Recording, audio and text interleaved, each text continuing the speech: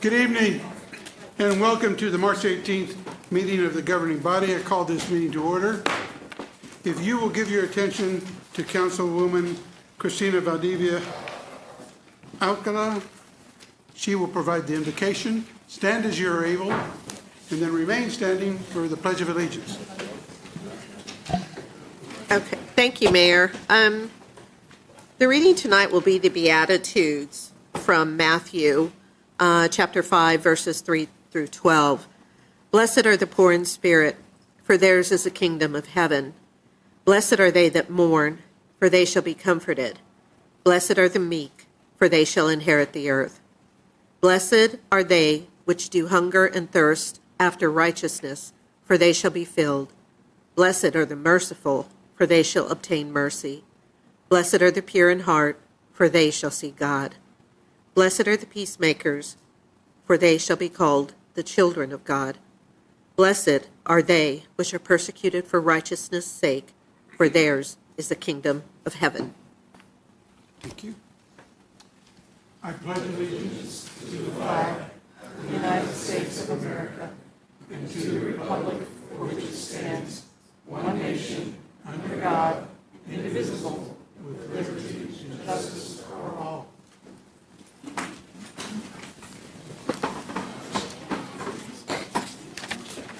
Okay, thank you. Madam Clerk, if you call the roll, please. Mayor Padilla. Here. Councilmember Hiller. Here. Valdivia Alcala. Here. Ortiz. Here. Banks. Here. Kell. Here. Miller.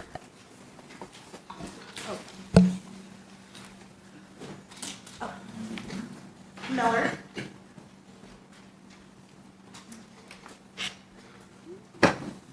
Dobler. Here. Duncan. Here. And Hofer. Here. We have 9 present. Okay, thank you.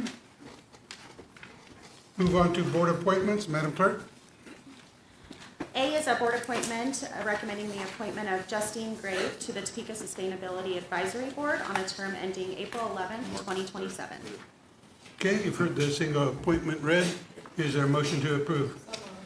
Motion to approve by Councilwoman Ortiz. Second. Second by Councilman Banks. Call the roll, please. Councilmember Valdivia Alcala. Yes. Ortiz. Yes. Banks. Yes. Kell. Yes. Miller.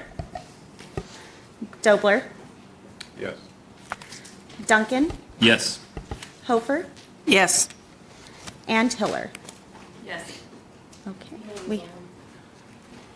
Oh, Miller's on. Okay. Should I go?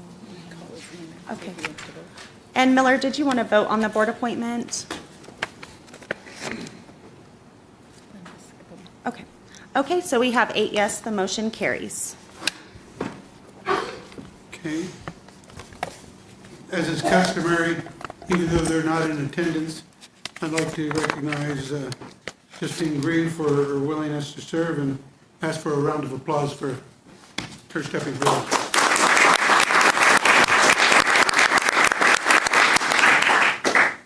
Okay, Madam Clerk, action item number 3. Okay.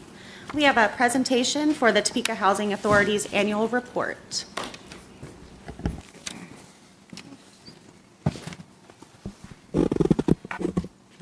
Good evening, Mayor Padilla and governing body.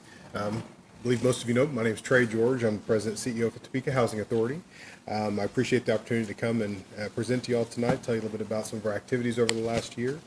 It was a little less than a year ago, I think I was here, and I had made the comment that it had been a few years since I'd been here, and I believe Councilman Miller at that time said why, and you should come back more often, and so I appreciate you taking me up on his office. So, do I have the ability to advance the slides? Yep. There we go.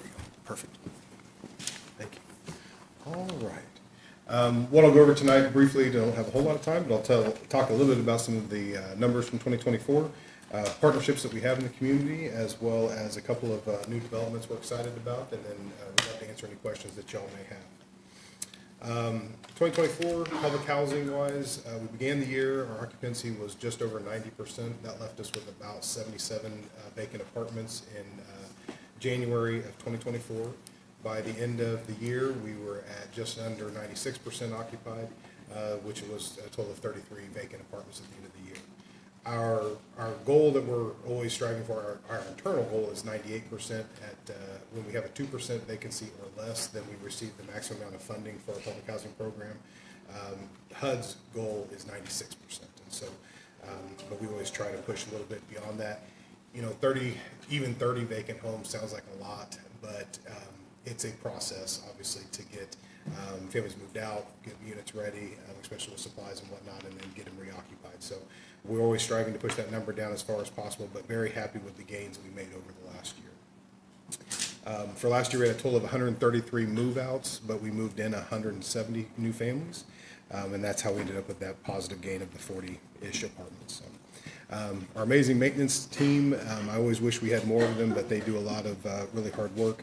They made 147 homes ready for occupancy last year. That's no small feat, and so I'm always very proud of their work and their activities. And as of last week, we had 341 people on our public housing wait list. That wait list is broken out by bedroom size. That wait list gets purged from time to time because, as you can imagine, people are on the wait list for a long time. Their information becomes stale. They found another place to live, and so we are constantly working through that wait list. Section 8 program, last year we had 121 families that moved off of the program, but we were able to pull 520 families off of the wait list. Not all 520 get leased up. I believe of those 520, though, it was just under 400 was the total number of families that leased up throughout last year. We also received 70 referrals from the VA for the VASH program, which is the Veteran Supportive Housing Program, where they don't come off of our wait list. We receive referrals from the VA's Housing Services Division, and then they get entered into the program, and then it's very similar to the regular Section 8 program from there. Section 8 wait list as of last week has still over 2,000 people on it. That wait list is closed due to the number of people that are on there, and then as that number gets worked down, we're now back to full on our Section 8 program based off of HUD's funding formula, and so we are kind of in a one in, one out on the Section 8 side to it, and so as families come off of the program, then we immediately turn around and issue a new voucher back out to them. Partnerships, some of these you may have heard of, some of them maybe not, but I figured I would highlight a few of them. Pine Ridge Partnership, which is pretty hard to imagine. It's in its 14th year now. I don't know where the time has gone, but it has flown by. Primary partners in the Pine Ridge Partnership is Topeka Public Schools, Washburn University, and United Way of Kaw Valley. Pine Ridge, oldest and largest public housing neighborhood in Topeka, just over 200 homes in that neighborhood, and there's a parents as teachers facility. I put on there they had hundreds of families that have been served since their inception in 2010, but it's probably closer to about 500 families. It's a little more difficult to track the number that goes through that program, but it's a lot. Pine Ridge Prep, hard to believe, but we've had just over 300 graduates from that program. Pine Ridge Prep is an early learning center preschool, 51 3- and 4-year-olds that attend school there every day, and it continues to just be an amazing program and just a really awesome offering for the families that it serves. Washington University, we partnered with them primarily with the Pine Ridge Family Health Center, which is a nurse practitioner-led urgent and primary care center that's operated by the Housing Authority. Again, hard to believe, it's been open since November of 2017. To date, they've had just over 2,500 unique patients and just over 10,000 patient encounters. We continue to receive referrals from Stormont Vale Emergency Department for any follow-up care for individuals that present there with for their primary care needs. And so they stay busy, and it's staffed by a small but mighty staff of 3 individuals: a nurse practitioner, an LPN, and then our health services administrator. We do have 2 other Washburn faculty nurse practitioners that also work PRN hours and help cover when our regular staff gets days off. So. Another one that we probably don't talk a whole lot about, but is what's called Book Rich Environment, or BRE events. This is a partnership with Topeka and Shawnee County Public Library, United Way of Kaw Valley, and the Housing Authority. And we receive literally thousands of books every year from HUD, from different publishing companies, and from authors who donate books that we then turn around and get into the hands of the families that we serve at every opportunity that we have. We intentionally have at least 3 different BRE events throughout the summer to get books out to the families, but then any event that we have throughout the entire year, we always have a stock of books that we're able to hand out. So. The Deer Creek Community Center, our largest community center in the Deer Creek neighborhood, has an active after-school program and summer program. We also dedicate the basement space there to the Topeka Police Department's community police office. We love having them there in the neighborhood. Our residents really appreciate that and enjoy that, and I think it's been a good partnership for both. We do have the Deer Creek Training Center, which is a Topeka and Shawnee County Public Library supported computer lab that's available for the after-school and the summer program, but they also teach a host of different classes out of that facility throughout the year. And then the Sunflower Music Festival, we started partnering with them about 5 years ago, and that has really kind of grown and expanded. It started initially just as a way to get our families to the music festival, which is amazing, but it's grown and expanded. A gentleman by the name of David Woods wrote a grant through the Topeka Community Foundation that provided some funding that allowed us to provide music lessons to the students through Manning Music, as well as free instruments for their rental during that time. If they continue through the program as they have so far, then they get to keep that instrument at the end at no cost to the family, which is pretty awesome. Music is a very important and enriching talent, one that I unfortunately do not have, but the kids have really enjoyed it. And the Sunflower Music Festival specifically, it exposes them to a lot of different types of music that they maybe don't listen to on a daily basis. And it's really, really cool to see the kids get excited about it. Jazz is always a favorite night on that. I put the Timberley Apartments on there. I know y'all are familiar with what's going on with that. Our piece in that is we are issuing the tenant protection vouchers for the families at Timberley.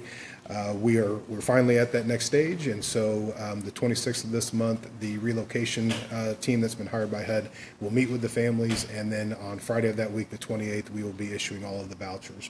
And so that will be the big push to where then the families will be able to go out into the community with their voucher and find a new home to live in. A couple new developments that we're working on that we have applications into the state is Van Buren Homes. This is the site of the Van Buren School Building, 16th and Van Buren. That's a 9% tax credit application that we put in February. That'll be for a total of 11 duplexes, 22 homes at that site. The second one that we're working on is another really exciting partnership with Cent. And Cent currently owns the land at Fremont Hill. It's roughly 31st and Fremont. And we have put in a 4% tax credit application for that site for 176 new homes. 107 of them would have rental assistance. 106 of them would have rental assistance that comes available at the property. So there would be rental assistance available there. In addition to, the property would allow anybody with a housing choice voucher program or Shelter Plus Care to live there as well. The really great thing about that, beyond it just being a large project, which is amazing because obviously we need more affordable housing in our community, is there will be a lot of different supportive services offered at that site. Cent, as you're probably very familiar with, they provide a tremendous amount of supportive services in our community through the CRC Care Center over in the Highcrest neighborhood. A lot of those services will stay at that site, but some of them will move back over to this new site just down the road. But either way around it, those will be available for anybody who's living at the property very intentionally, and then they'll continue to serve the public as they have so far. But really excited with what they have going on. They have another housing development that they're working on that's across the street, and so that could make a very large impact in the needs that our community has right now. So excited about that. I know I don't have a whole lot of time, so I will stop there. Just tell you all thank you very much. Last time when I was here, I made the offer, and the offer is still there. Anybody who would like to come out, I'd be happy to take you on a tour, show you around. If you have questions, affordable housing is confusing. As I always tell people, if you don't do it all the time, or if you haven't lived in it, or you haven't had a family member that does, there's a lot of questions. Please don't ever hesitate to call and ask. I'm happy to try to explain anything or share any knowledge that I have on it. I'll leave it with my contact information on there, and again, happy to answer any questions that y'all may have. Okay, thank you, Trey. Any questions for Trey? I have a quick one. With regards to Pine Ridge over there in the youth, can you give me an idea what the age range is there for the youth to go there? I've been out and visited a couple of times. Yeah, at Pine Ridge specifically, so the Parents as Teachers facility, they work with families with prenatal education through a child being about 3 years old.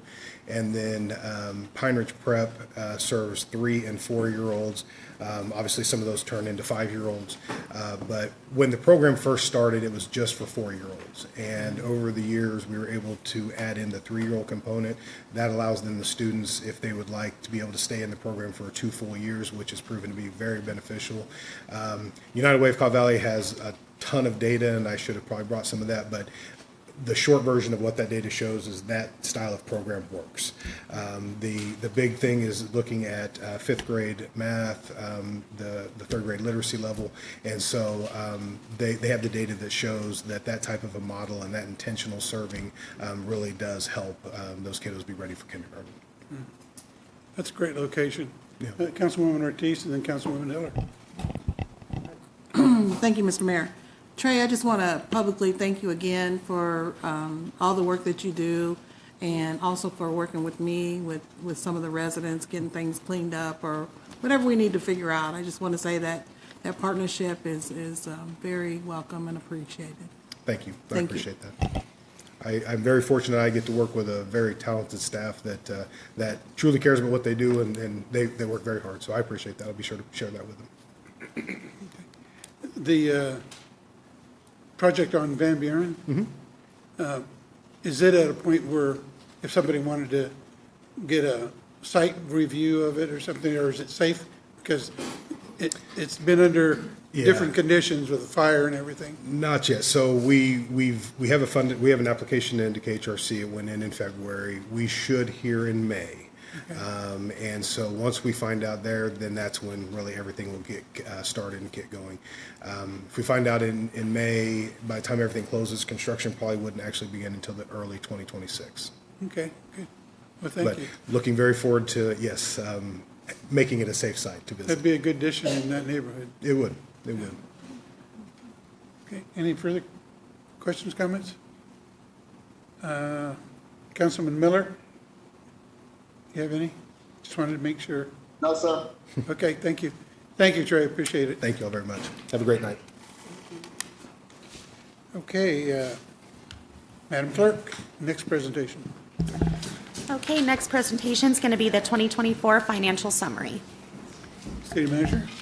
Thank you, Mayor and members of the governing body. Josh McInerney, our Division Director of Budget and Finance, will lead us through this discussion. Before I turn over to Josh, I do want to share that while we're sharing the 2024 financial summary here, I did commit to this governing body that we would share quarterly financial reports. For next month, we should be able to share the first quarter of our expenditures. However, our revenues, since they lag, typically our largest items being our sales tax and our property taxes, we typically don't get the first quarter reports until May-ish or so. So next month, you can expect an expenditure summary of the first quarter, but the revenues will be lagging, and so just wanted to share that before I turn it over to Josh. Thank you, Mayor. Thank you. Josh? Thanks, City Manager. Good evening, everybody. So tonight, we're going over the 2024 financial summary for the general fund. And just as a reminder, what is the general fund fund? That's mainly police, fire, public works, planning, our general government services such as the city manager's office, legal, finance, HR, et cetera. So what the revenue on your screen, these revenue sources, those cover those departments that I just mentioned. So just kind of high level overview, kind of been talking about this throughout the last couple months. Sales tax was down compared to budget, but the good news is, and we'll get into this in the next slide, is for the first 6 months of last year, when we were talking about the 2025 budget, we were less than 1% increase over the previous year. The last 6 months collections came in higher than expected, to where we ended the year about 2.25 percentage points higher than 2023 actual. So that's good news that it rebounded. And then franchise fees, those were over budgeted for in 2024. So we've greatly reduced expectations for 25. But I guess on a positive notes, all the money that we have sitting in our investments accounts, due to the short-term interest rate market being so advantageous right now, we had a boon in that line item, for lack of a better term, to where That usually was $200,000, $300,000 a year a couple of years ago, but to where that was a very sustainable revenue source for us in 2024 and should be for early 2025. So that is the revenue side. So basically the takeaway is the city collected in its general fund about $115 million for 2024. Referring back to that sales tax slide, sales tax is about 37% of our general fund revenue. So it's one of our larger revenue sources. And like I was saying earlier, those first 6 months, they were basically flat compared to the first 6 months last year. But over a 12-month period, we rebounded to where 24 over 23 was 2.26% higher, which wasn't as good as 23 over 22. But the good news is in our budget, we did project a 2% increase into 25. So we should probably expect to see that collect more than that 2% increase that we budgeted for. The expense side. So these are expenses out of the police, fire, public works department, et cetera. A couple of takeaways from this slide is that on the personnel, obviously we're down several police officer positions, some firefighter positions, engineers. We were without some high-level management positions for the first 6 to 7 months of 2024, to where that created an underrun on the personnel line item. And that personnel line item includes obviously all the payroll taxes, healthcare, any overtime pay, standby pay, et cetera, to where we had an underrun there, but then on those other categories we added expenses. So a couple of notable expenses, and obviously one being we've talked about is we didn't budget for the hotel in 24, and that was just for some timing purposes, to where when that deal happened, we didn't know quite what would need to be subsidized by the general fund. So that was about a $1 million expense that we didn't quote unquote expect or budget for. And then also we've talked about kind of the prisoner fees from the county that came in several $100,000 higher. But all in all, we came in under budget, which is good news. And then going into the next slide is that we did have a surplus, albeit $61,000. But the main thing I want to tell the governing body is at this time last year, we set a policy that anything over 20% of our general fund reserve, we put into a separate fund used for projects, one-time expenditures, et cetera, whatever the governing body wants to choose. So what last year we did was we transferred about $15 million to that fund, and we'll get into what that went to later on the next slide. But that left us about $24 million just in our general fund reserve, not the unassigned reserve that we established, to where at the end of this year, our projected end-of-year fund balance was about $24.1 million. Now, in terms of how that compares to our 25 budget, that's about 19%, which is we don't plan on transferring any more into unassigned reserve unless the council would vote to with that excess. But also that we are still well above our 15% policy minimum, which is that $19,135,000 number, to where, in theory, if we said today we want to spend down on one-time projects to our 15%, if the governing body chose to do that, we could spend about $5 million. But I also wanted to say in the summer, we were saying we were going to be $2 million expenses more than revenue.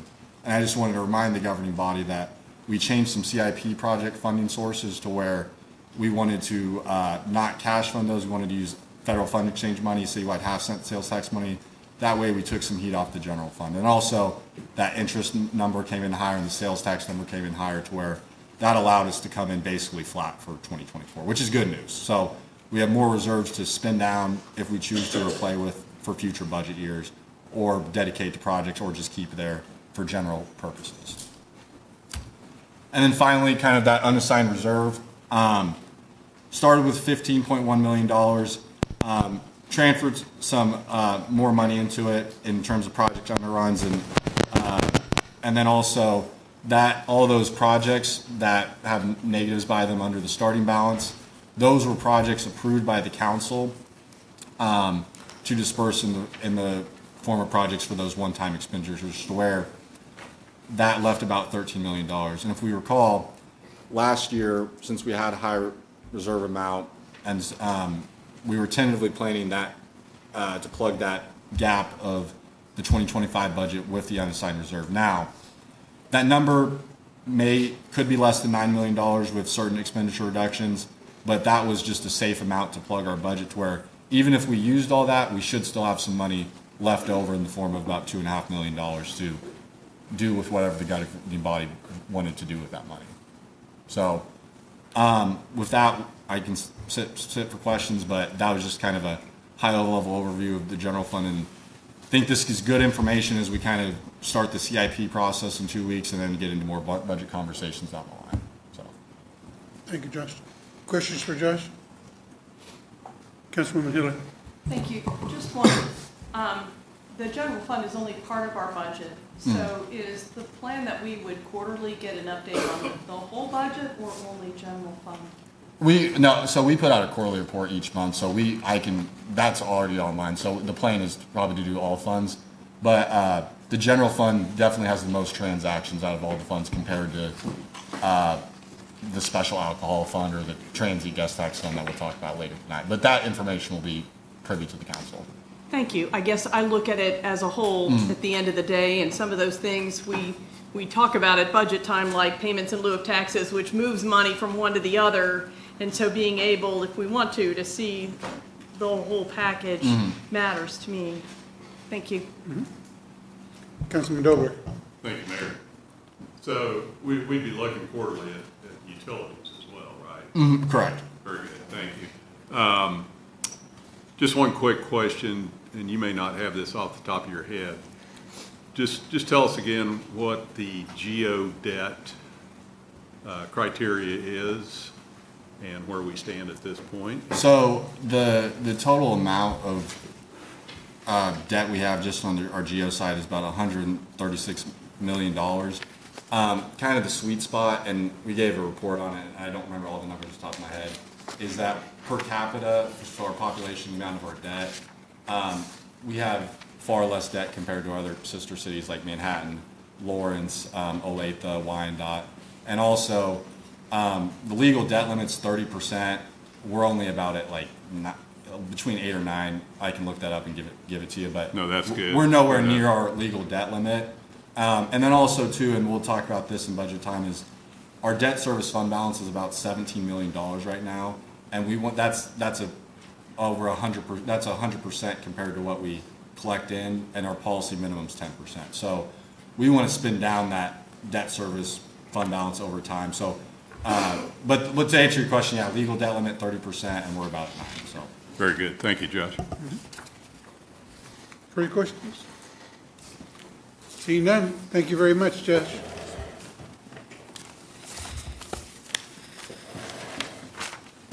Okay, Madam Clerk, we'll move on to agenda item 4. 4A is an ordinance introduced by City Manager Dr. Robert M. Perez, allowing and approving city expenditures for the period November 30th, 2024 to December 27th, 2024, and enumerating said expenditures therein. 4B is an ordinance introduced by City Manager Dr. Robert M. Perez, allowing and approving city expenditures for the period December 28th, 2024 to January 31st, 2025, and enumerating said expenditures therein.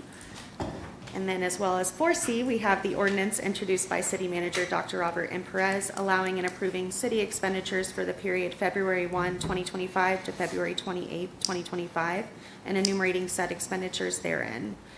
We also have 4D, we have the minutes of the regular meeting of March 11, 2025. And there are no applications. Okay. We've heard the Move approval. consent agenda read. A motion to approve by Councilman Dobler, seconded by Deputy Mayor. If you'll call the roll, please. Councilmember Ortiz, Yes. Councilmember Banks, Yes. Kell, Yes. Miller, Yes. Dobler, Yes. Duncan, Yes. Hofer, Yes. Mayor Padilla, Yes. Hiller, Yes. and Valdivia Acala. Yes. Okay, we have 10 yes, the motion carries. Move on now to action items. Madam Clerk. A is a resolution introduced by council members David Banks, Sylvia Ortiz, and Spencer Duncan, naming and dedicating the city's water treatment plant facility located at 3425 Northwest Waterworks Drive as the Jack Alexander Water Treatment Plant. And we also have somebody signed up for public comment. Yes. I want to ask first, though, if the council members, Banks, Ortiz, and Duncan, would like to speak to this before I have public comment. Okay.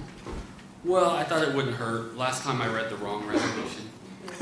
So I have the right resolution in front of me, and I think if you'll indulge me, Mayor, I'd like to read the correct resolution this evening as we move forward on this ordinance, if Okay. that's all right. Whereas F.S. Jack Alexander Sr. was the first African American elected to any Topeka city office, first elected in 1973. And whereas during his many years of elected service, Mr. Alexander led the city's water department as city water commissioner. And whereas Mr. Alexander played a pivotal role in leading government in many areas, holding multiple positions across local and state government. And whereas Mr. Alexander was a native Kansan and proud Topeka High School graduate who excelled in basketball, serving as team captain his senior year on the school's last segregated team, the Ramblers, before graduating in 1949 and being inducted into the school's Sports Hall of Fame. And whereas Mr. Alexander served the United States and Topeka in the U.S. Navy during the Korean War. And whereas Mr. Alexander was married to his beloved Matilda Tilly Simon for more than 71 years while they raised 4 children in Topeka, Patricia, Jack Jr., Stephanie, and Terrell, along with several grandchildren and great-grandchildren. And Mr. Alexander was well known for his love of and involvement in local sports, including organizing Topeka's first black bowling league and being a fast-pitch softball player. And whereas throughout his life and career, Mr. Alexander encouraged others to be involved in the community, serve in elected office, and support the efforts of those who work on the front lines for the city.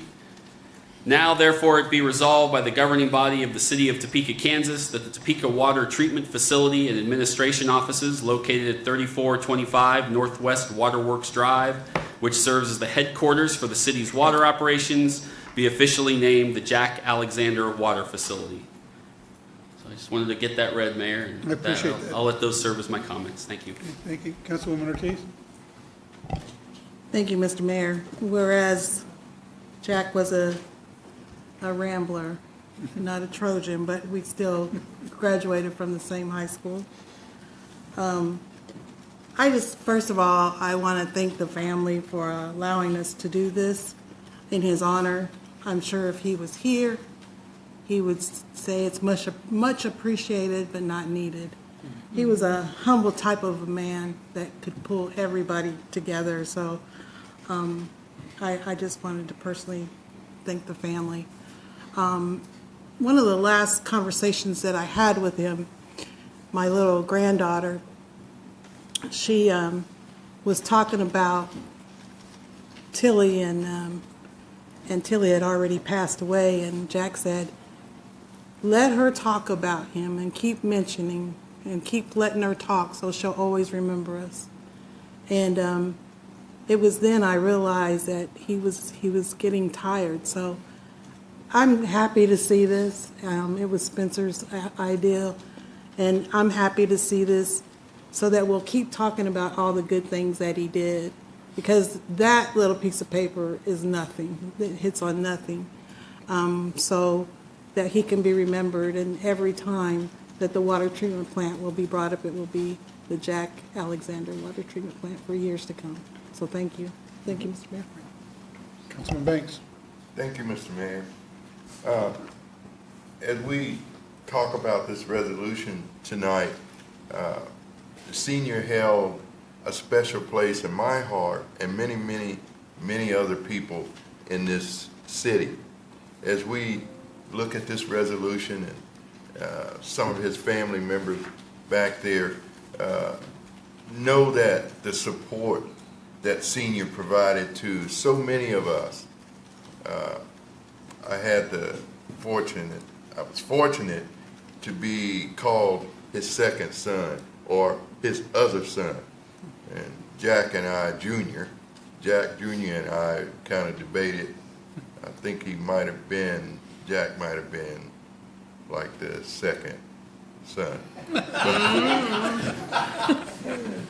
It's an honor to have us be considering this resolution tonight for such a really, really good man that did so much for this community. So to his family, I would just like to say thank you for allowing us to share a part in seniors' life and your lives, and certainly appreciate the opportunity to take part in this resolution. Thank you, Mr. Mayor. I'd just like to add, as a young police officer, the Topeka Police Department, Jack and I became really good friends. And I looked to him for a lot of advice while he was serving as water commissioner. And it was more for the opportunity to speak and joke with him and laugh, because he had such a personality that just jumped over everything. And that's the biggest thing. Jack was just a friend to everyone. He never turned anyone away. So it is a privilege and an honor to be able to bring this resolution before the body and before the public, so that they can hear those things that we are so grateful for having Jack as a person of great integrity, intelligence, and compassion.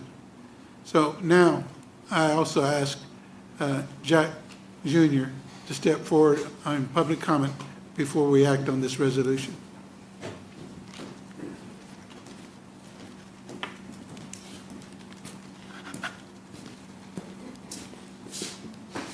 Thank you, Mr. Mayor, and this distinguished body for allowing me to speak before you this evening. Mr. Banks, I want you to know birthright. I am the son. I'm the other Jack. All in all, I just want to say I want to applaud this city for their efforts in this resolution. It's something I've thought about very strongly. I'm very, very proud. I'm the oldest and last remaining member of my family other than my sister, my younger brother. I've got a lot of uncles, a few cousins left, a lot of grandkids. They would all very, very, very much be very proud of this action here taken tonight. I know very many of you have worked an awful lot with my dad, and that's the only way I've ever known him as Dad.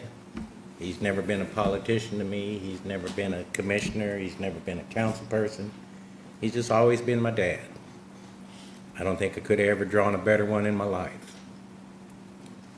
As far as this resolution goes, there are a couple people that haven't ever been recognized that I think need to be recognized, because they are the people that made Jack Alexander who he was.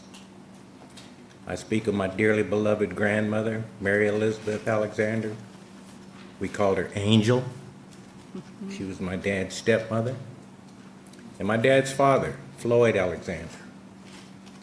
They both hailed from this community. They grew up and they worked hard in this area. My grandmother worked as a domestic for the governor.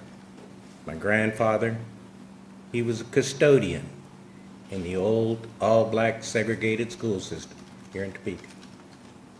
That same school system where I took my very first book and opened it. All that aside, 1965, black and brown people just attained the right to vote in this country. 1973, this community elected my father to the Water Commission, and I couldn't have been prouder. I think he did a hell of a job for this city. He had many opportunities to go other places, but he never ever considered it. This was his home.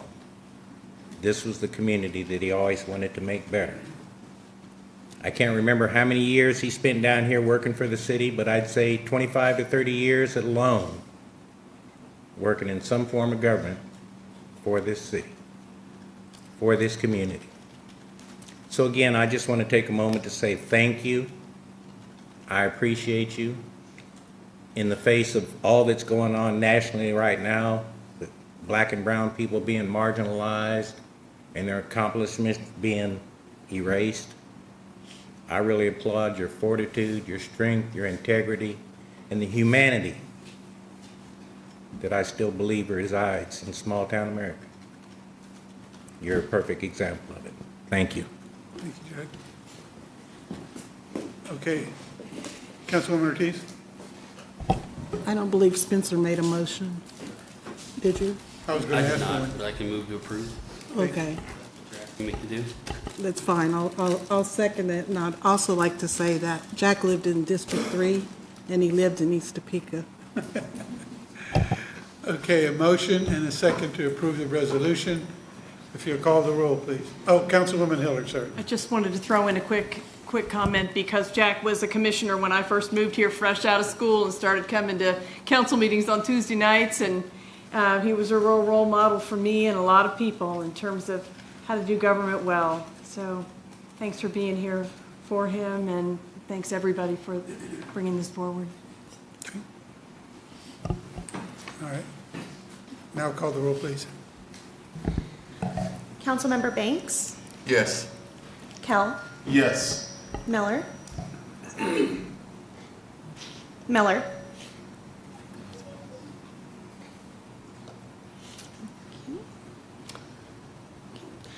Dobler, An enthusiastic yes.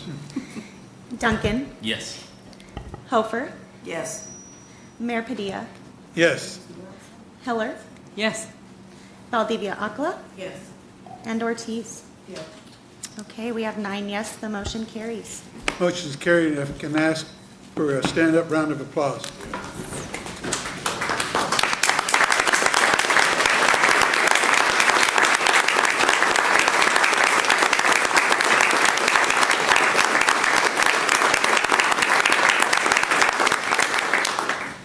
Thank you all.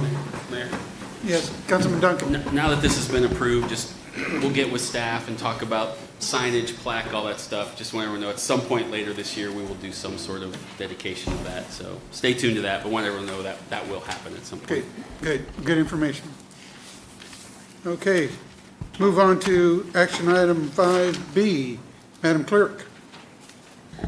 B is an ordinance introduced by City Manager Dr. Robert M. Perez, amending the district map referred to and made a part of the zoning ordinances by Section 185050 of the Topeka Municipal Code on property located at 2845 Southeast Indiana Avenue from R2 Single Family Dwelling District with a conditional use permit for automobile service station type 2, all to PUD with office and institutional district uses. Contractor shop, personal services, auto sales, and automobile service station type 2. Okay, Mr. City Manager. Thank you, Mayor, members of the governing body. Dan Warner, our Planning Division Director, will lead us through this item. Thank you, City Manager, Mayor, governing body, good to see you all again. So the purpose of this PUD zoning is to accommodate the sale of up to 5 vehicles on the property. It would also allow the existing use of a contractor shop and service station.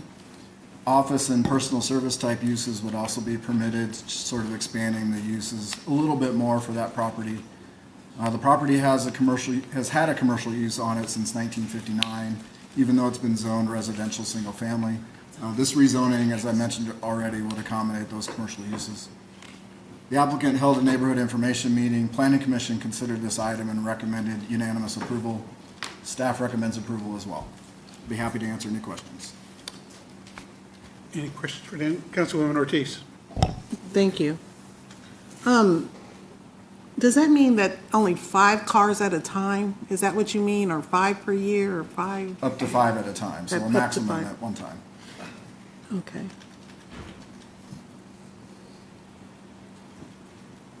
And were there any proponents?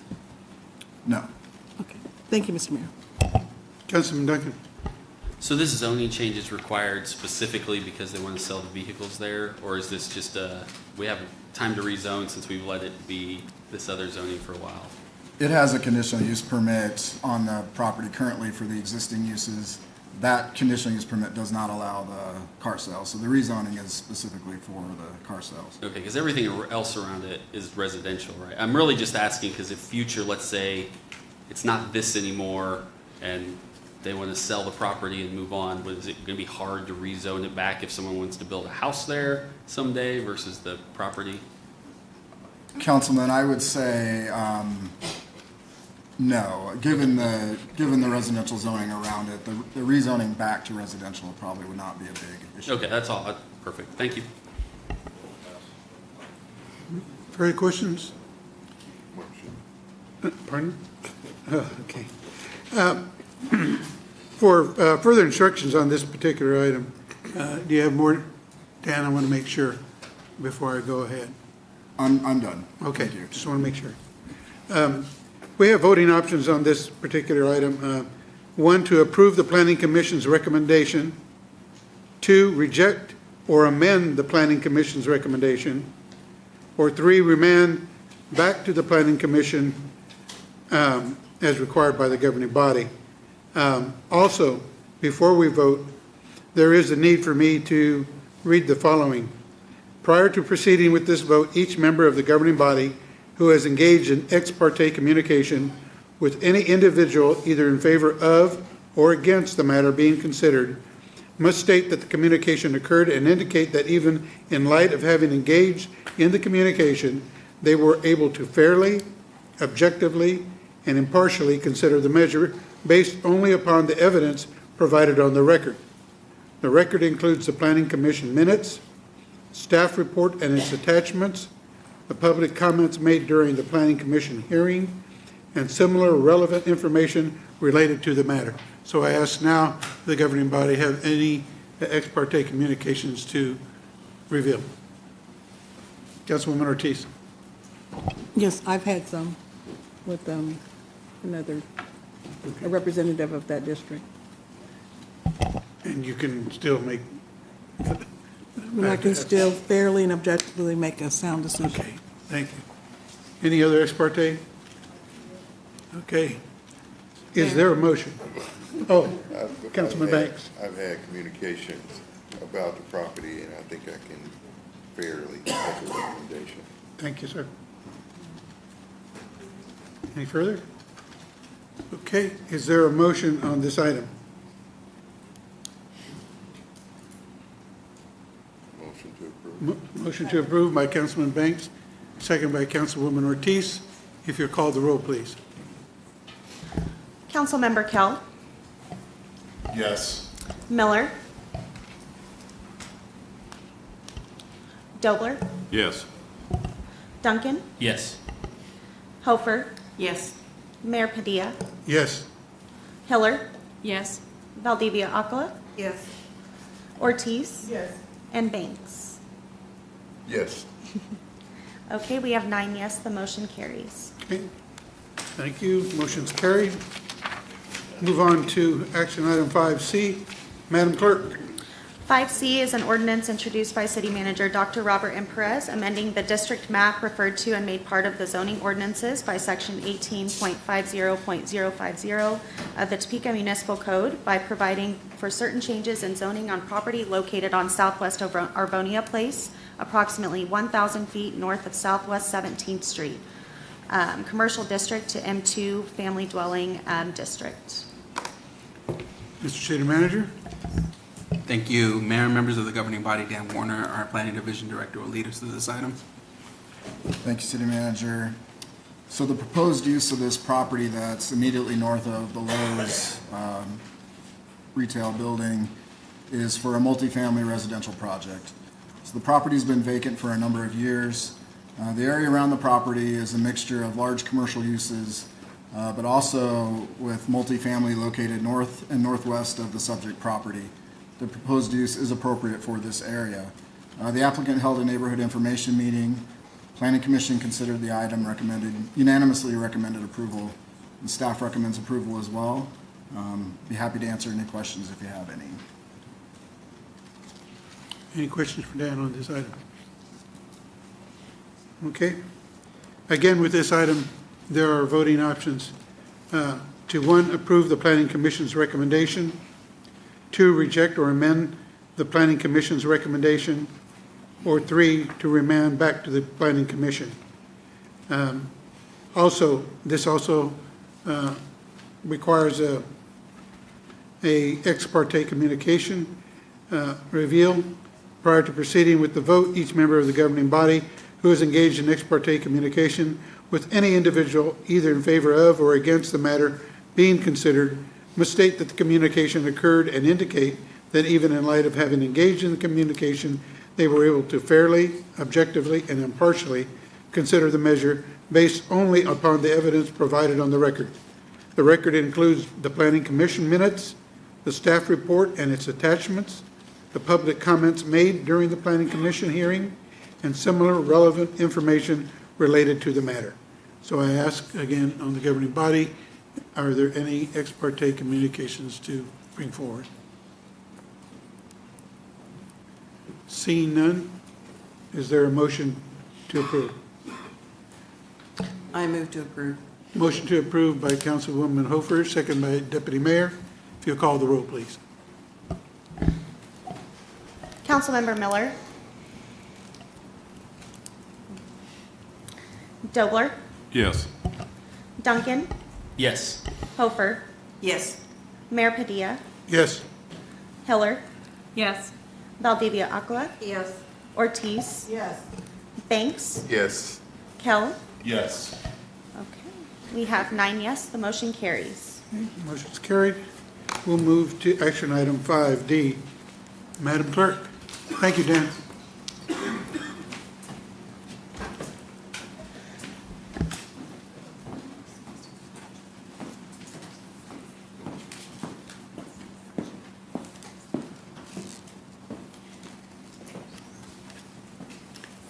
$5D. Oh, sorry. I apologize. Thank you. That's all right. Sorry, guys. That's okay. Let's get this going. Okay. No problem. We'll get to it. Sorry. All right. 5D is a resolution introduced by City Manager Dr. Robert M. Perez approving the 2025 award recommendations for the Topeka Dreams Neighborhood Improvement Initiatives Program. Mr. City Manager. Thank you, Mayor, members of the governing body. Bianca Burnett, our Senior Community Engagement Coordinator, will lead us through this item. Bianca. Good evening, everyone. If my mic's on. Yep. I presented the recommendations of the Citizen Advisory Council at your council meeting on March 4th. I would like to reiterate the options that are on the table tonight. So the proposed options are option 1, to proceed with funding sidewalk projects in Highcrest, Historic Holiday Park, and North Topeka West with property owner consent where necessary, and then funding the East Topeka North Street and Valley Park Shunga Drive Mill and Overlay Project. Option 2 is to fund the East Topeka North Street project and 3 Valley Park Street projects if the sidewalk projects are not approved. And then a third option was proposed by letter to Mayor Padilla and the governing body by the Historic Holiday Park NIA to override the property owner approval requirement and proceed with approval of option 1 without consent of the property owners.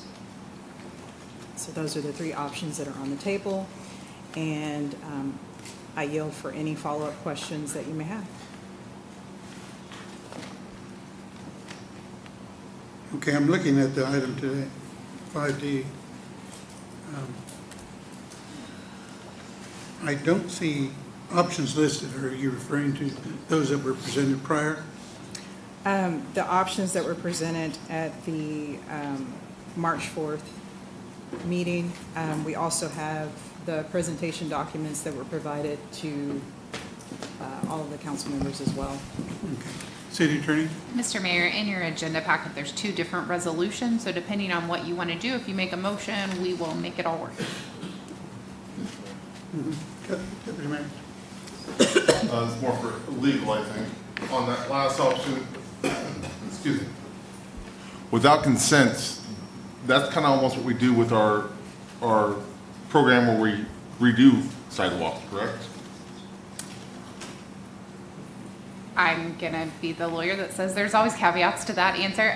So if we have to own the easement in order to put in a sidewalk, we can't put in sidewalks on property that we don't own legal easements to. That would be trespass. But if we have an easement, we are allowed under state law and city code to put in a sidewalk, even if you, the property owner, don't want a sidewalk on that easement, if we own an easement for a sidewalk purpose.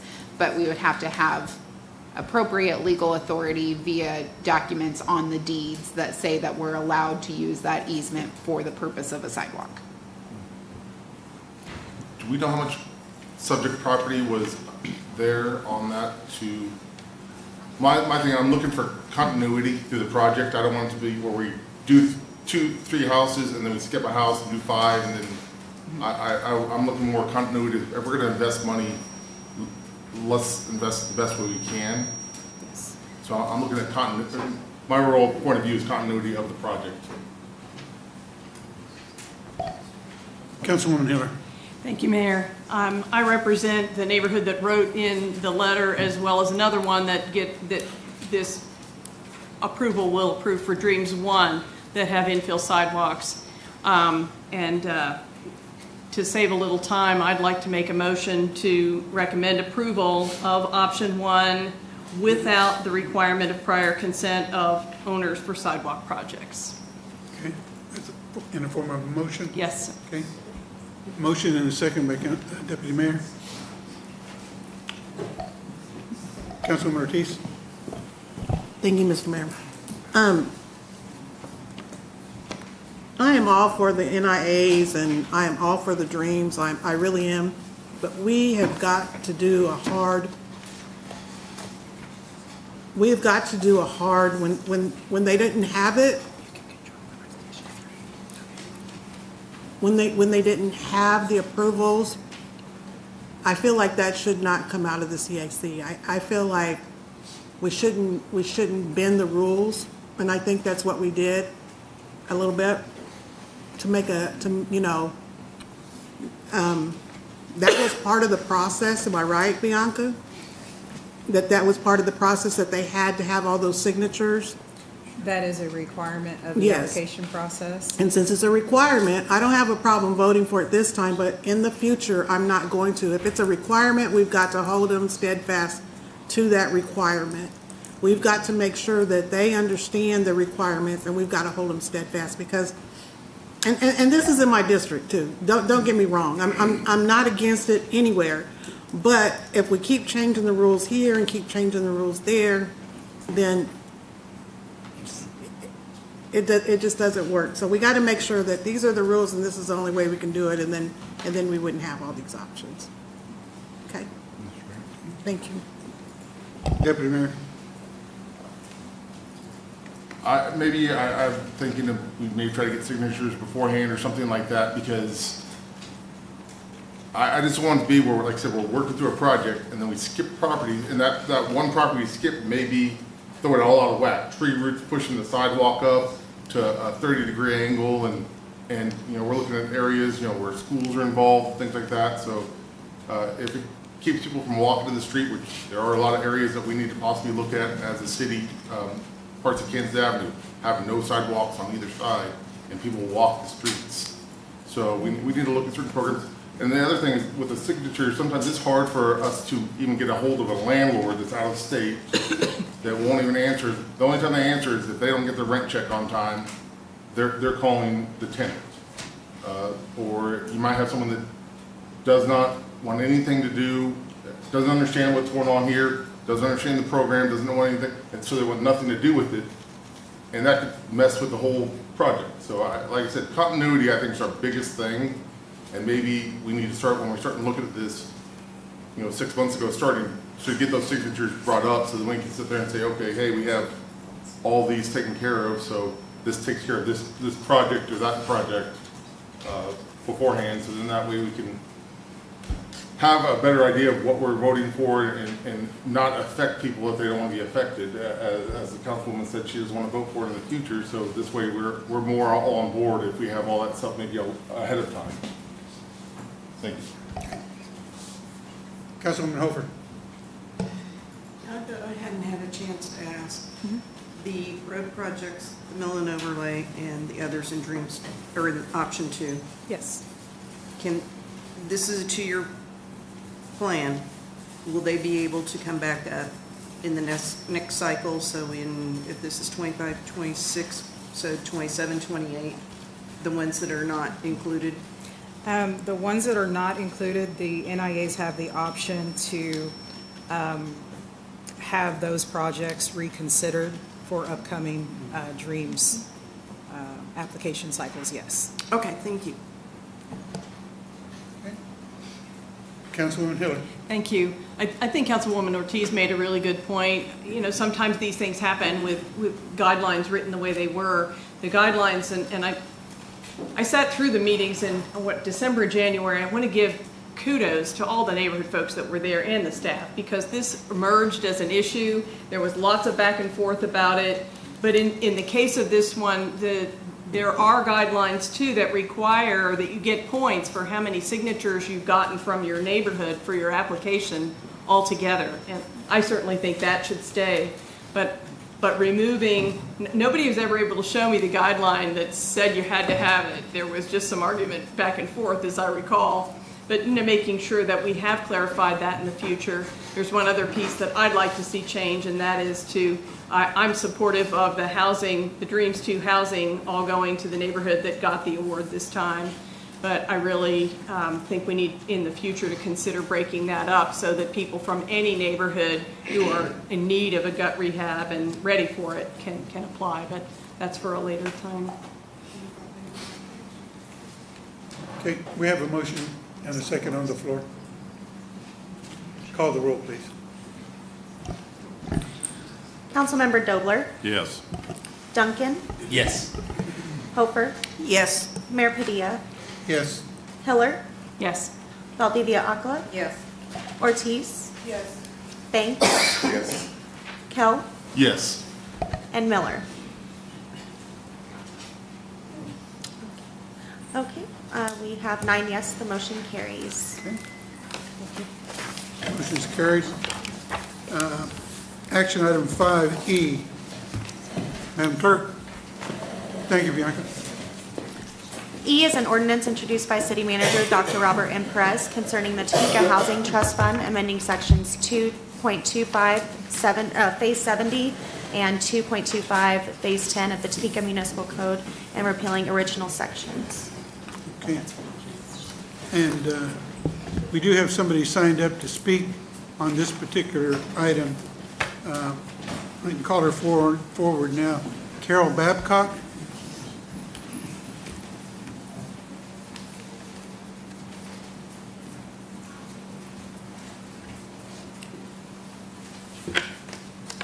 Good evening. Good evening. My name is Carol Babcock. I'm a member of Logan United Methodist Church, and I'm here representing Topeka Jump. First, we want to thank the city manager for activating the Affordable Housing Trust Fund to his 2025 strategic goals. We also would like to thank Councilman Duncan for announcing the activation timeline for the trust fund.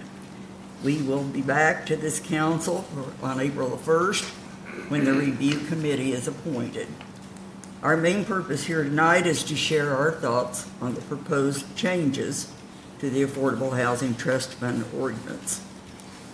Firstly, we're curious about the city's reasoning for removing the KHRC from the review committee and adding another appointed resident. Secondly, we believe that the conflict of interest provision is a good and necessary addition, since there is supposed to be an affordable housing developer on the committee that will allocate funding to developers. However, what is concerning to us is adding the provision that would allow the trust fund dollars to be used for consulting services. We believe consulting services would be a poor use of the fund. Funds used for consulting would be taking money away from actually increasing affordable housing. Additionally, our city has a track record of paying for consultants, only then to delay or neglect most of the recommendations. What the trust fund needs is not more external assistance from consultants. What it needs is an annual source of dedicated public funding.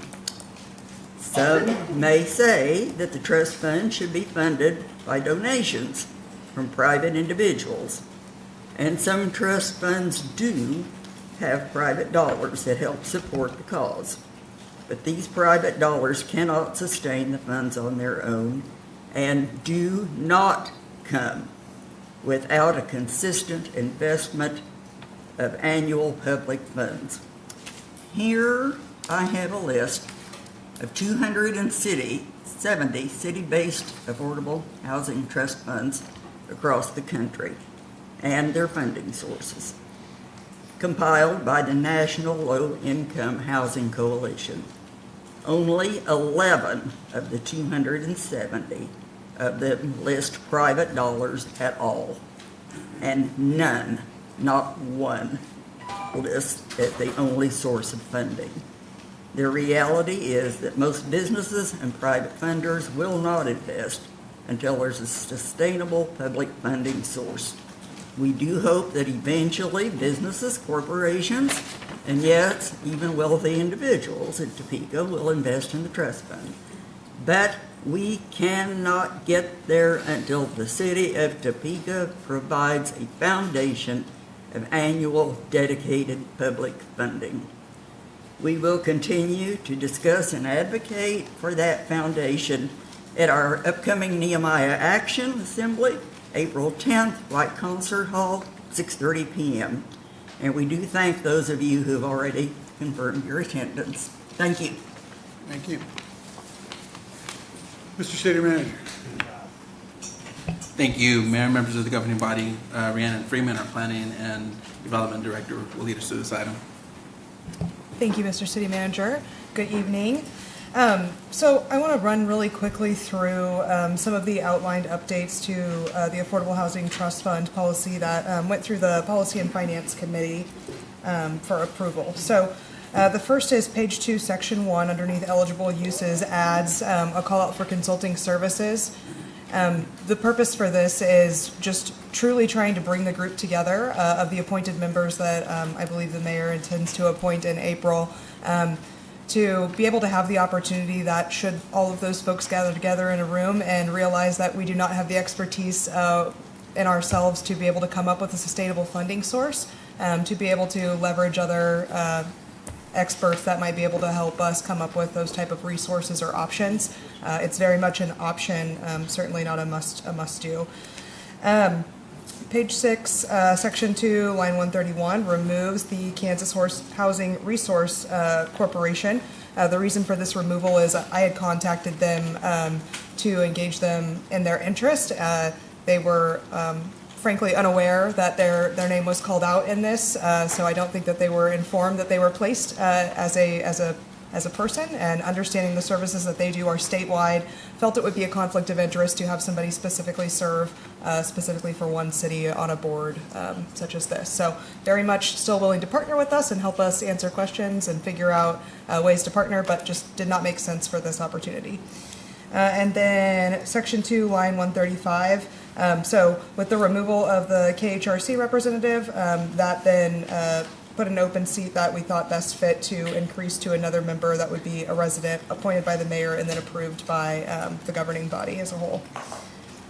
And then last but not least is just language through KSA 754304, talking about refraining from action regarding any special interests with any relation to business interests that an individual may have that serves on the committee.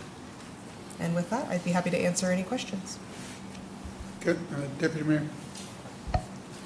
So I'm not a fan of the consulting fee, consulting aspect of things. I voted no on the homeless initiative because I felt like we were just going to go get someone to tell us what we already knew, and I felt like that's kind of what we got out of that the consulting firm on that. So to me, that was kind of a waste of money that we threw out there.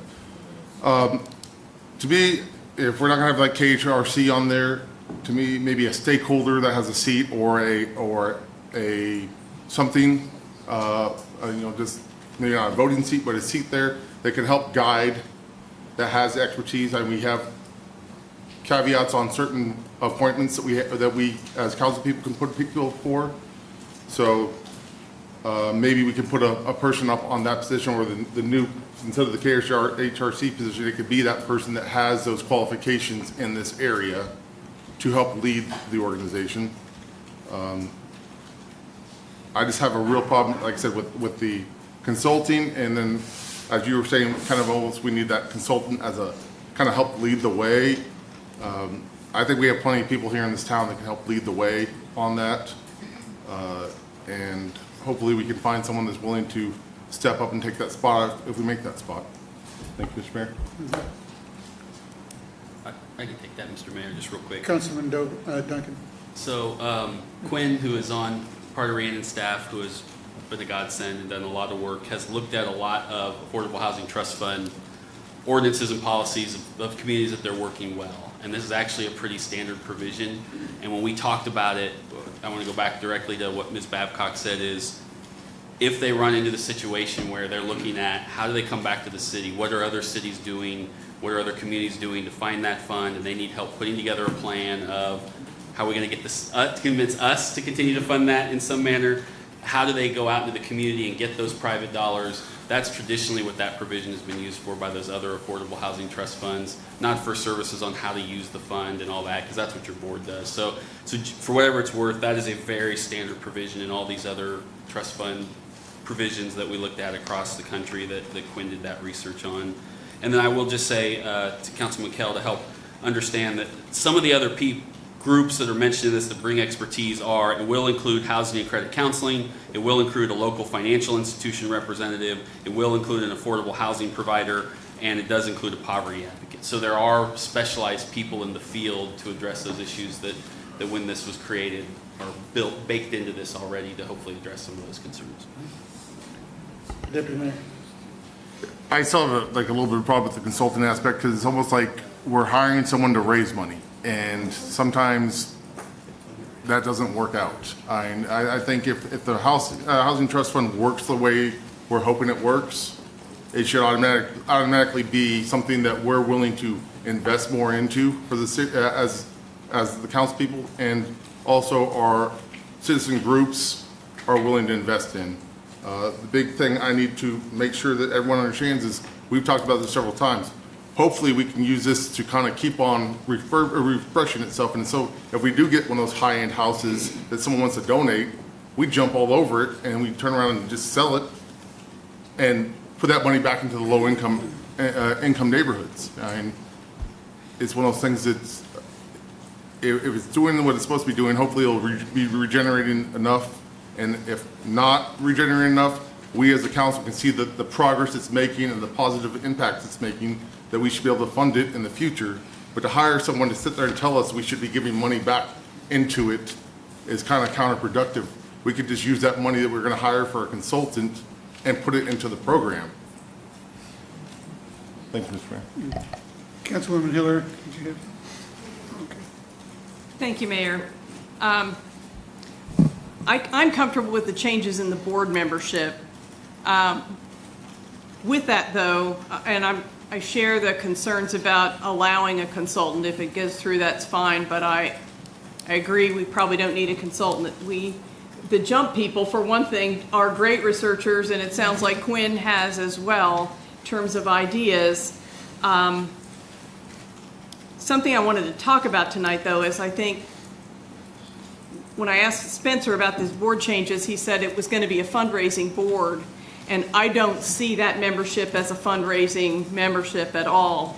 And it seems to me that the elephant in the room of stalling this whole Affordable Housing Trust Fund from moving forward was that when we voted on it originally, and I finally dug around and found some old emails, the idea was we were going to raise $1 million a year for 5 years and get $5 million in there. And the commitment was that the city would help seed it, but it was going to be privately funded. And so the city agreed to put in $200,000 each year, and then $800,000 was to have been raised privately each year. And the city actually jumped right on it and got ahead of its commitment. We look where we are today, and we have only $1 million. $750,000 from the city, and someone contacted Cap Fed who was generous enough to put in $250,000, and that's it. So we failed to identify the fundraiser if we were going to raise private money. I think as we move on immediately from this, we need to make that a couple of key decisions. One is,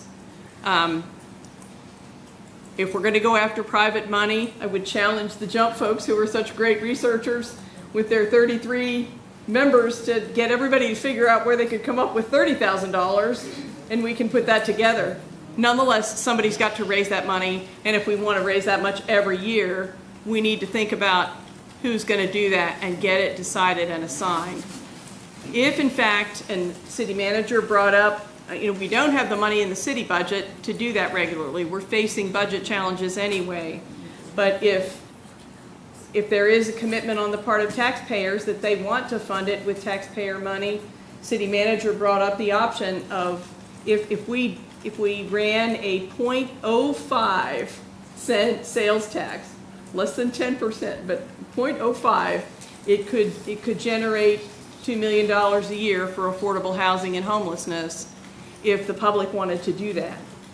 So one way or another, figuring that out, if we can decide that, then we'll get moving. The other piece we need to decide, which I think Carol touched on, was how much a year we want to spend so that we know what our goals are and they're reasonable and we've got a way to get them. So I encourage us to jump right on this. Again, I think the board that's being proposed today will do fine. They'll make good decisions, and the text of that overall ordinance is very good about the priorities of low and moderate income households, rehab and weatherization and so on.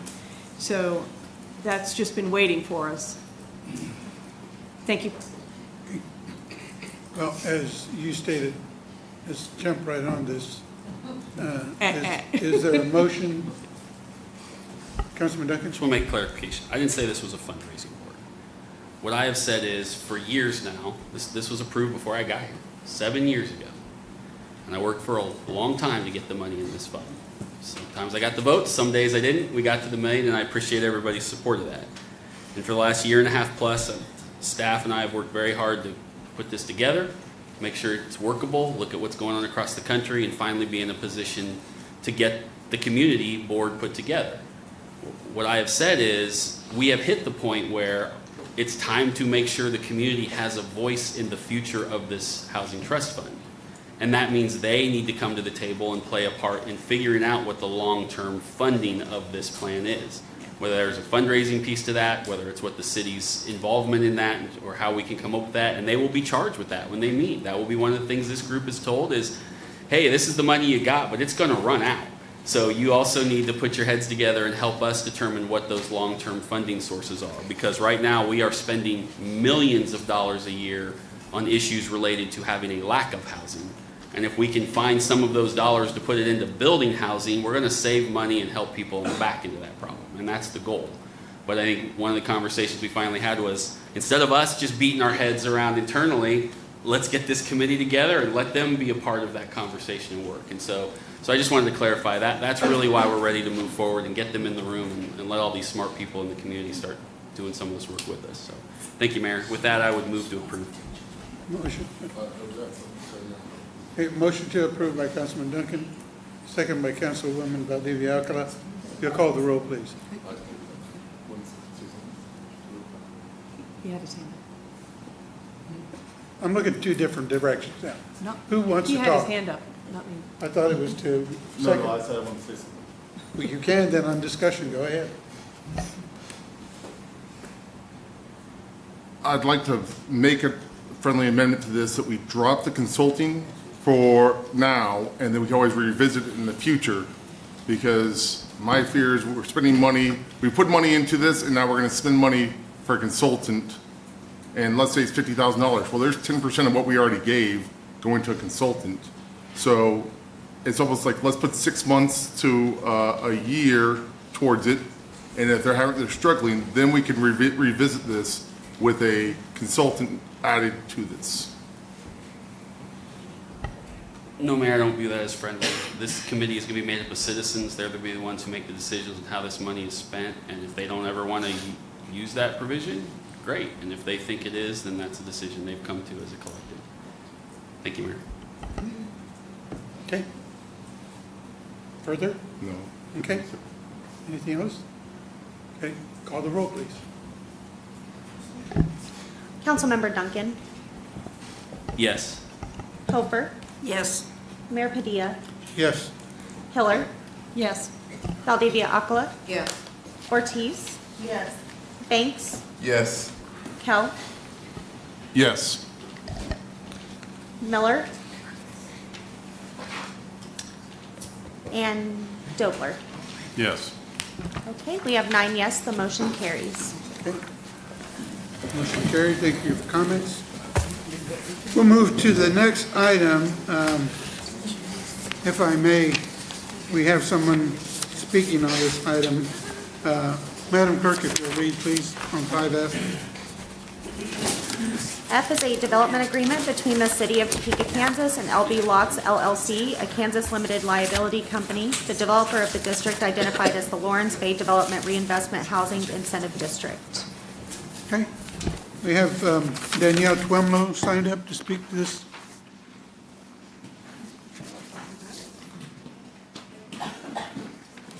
Thank you.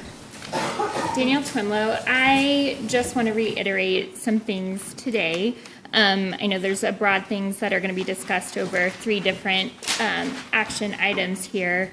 But I really want to address today and reiterate the but for that we have within the RHID, the CID, and really we've talked about in the past how strengthening but for analysis is really important for equity purposes. It's really important for us to be able to utilize our funding in the ways that meet the needs of our community the most. And but for means that we would otherwise not be able to develop without this incentive, which is what is requested of the RHID and what is requested of the CID. And I think that we have lots of things that prove that that is not met under these properties. Currently, we know that, I lost count over 36 houses that have been paying the special taxes since at least 2015 that have been built in that neighborhood. Anywhere from $1,300 in specials to $3,100 in specials since 2015, a large number of houses in that development. And so that would kind of probably not feel super great and welcoming that these new properties are going to have a much different standard to them. I do also want to point out that since just in the 22-23 year, under one LLC of this developer, he has purchased over $8,240,282 worth of properties under one LLC that he owns, which did not have specials or taxes or incentives, which far outweighs the amount of money he owes to us as taxpayers. So I'm going to stop saying owes the city. He owes us as taxpayers. And as we're entering election season, I really want to make sure that part of my opportunity that I always do with voter information is to make sure people understand, because I can tell you it's been a lot of time figuring this out and understanding what it means. So as part of educating the public, as they make decisions that are aligning with the values that they feel and how money is being spent in our neighborhood as elections for mayor and odd number districts are coming up, that we understand what but for and who qualifies for that we understand that there are multiple other properties that are being purchased and maintained by this developer, and that it really doesn't make a whole lot of sense to me either how this developer will also then, under an RHID, receive $1.7 million in reimbursements on top of it all. So I just want to make that clear for people who are trying to understand how this all works.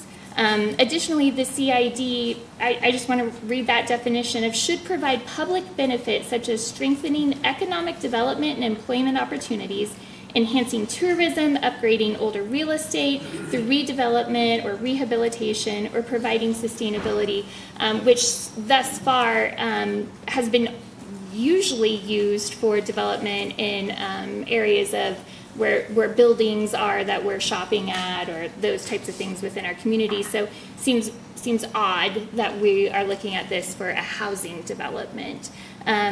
So I want to reiterate that we have not also seen, going back to that, like we talked about, we have paid tons and tons of money.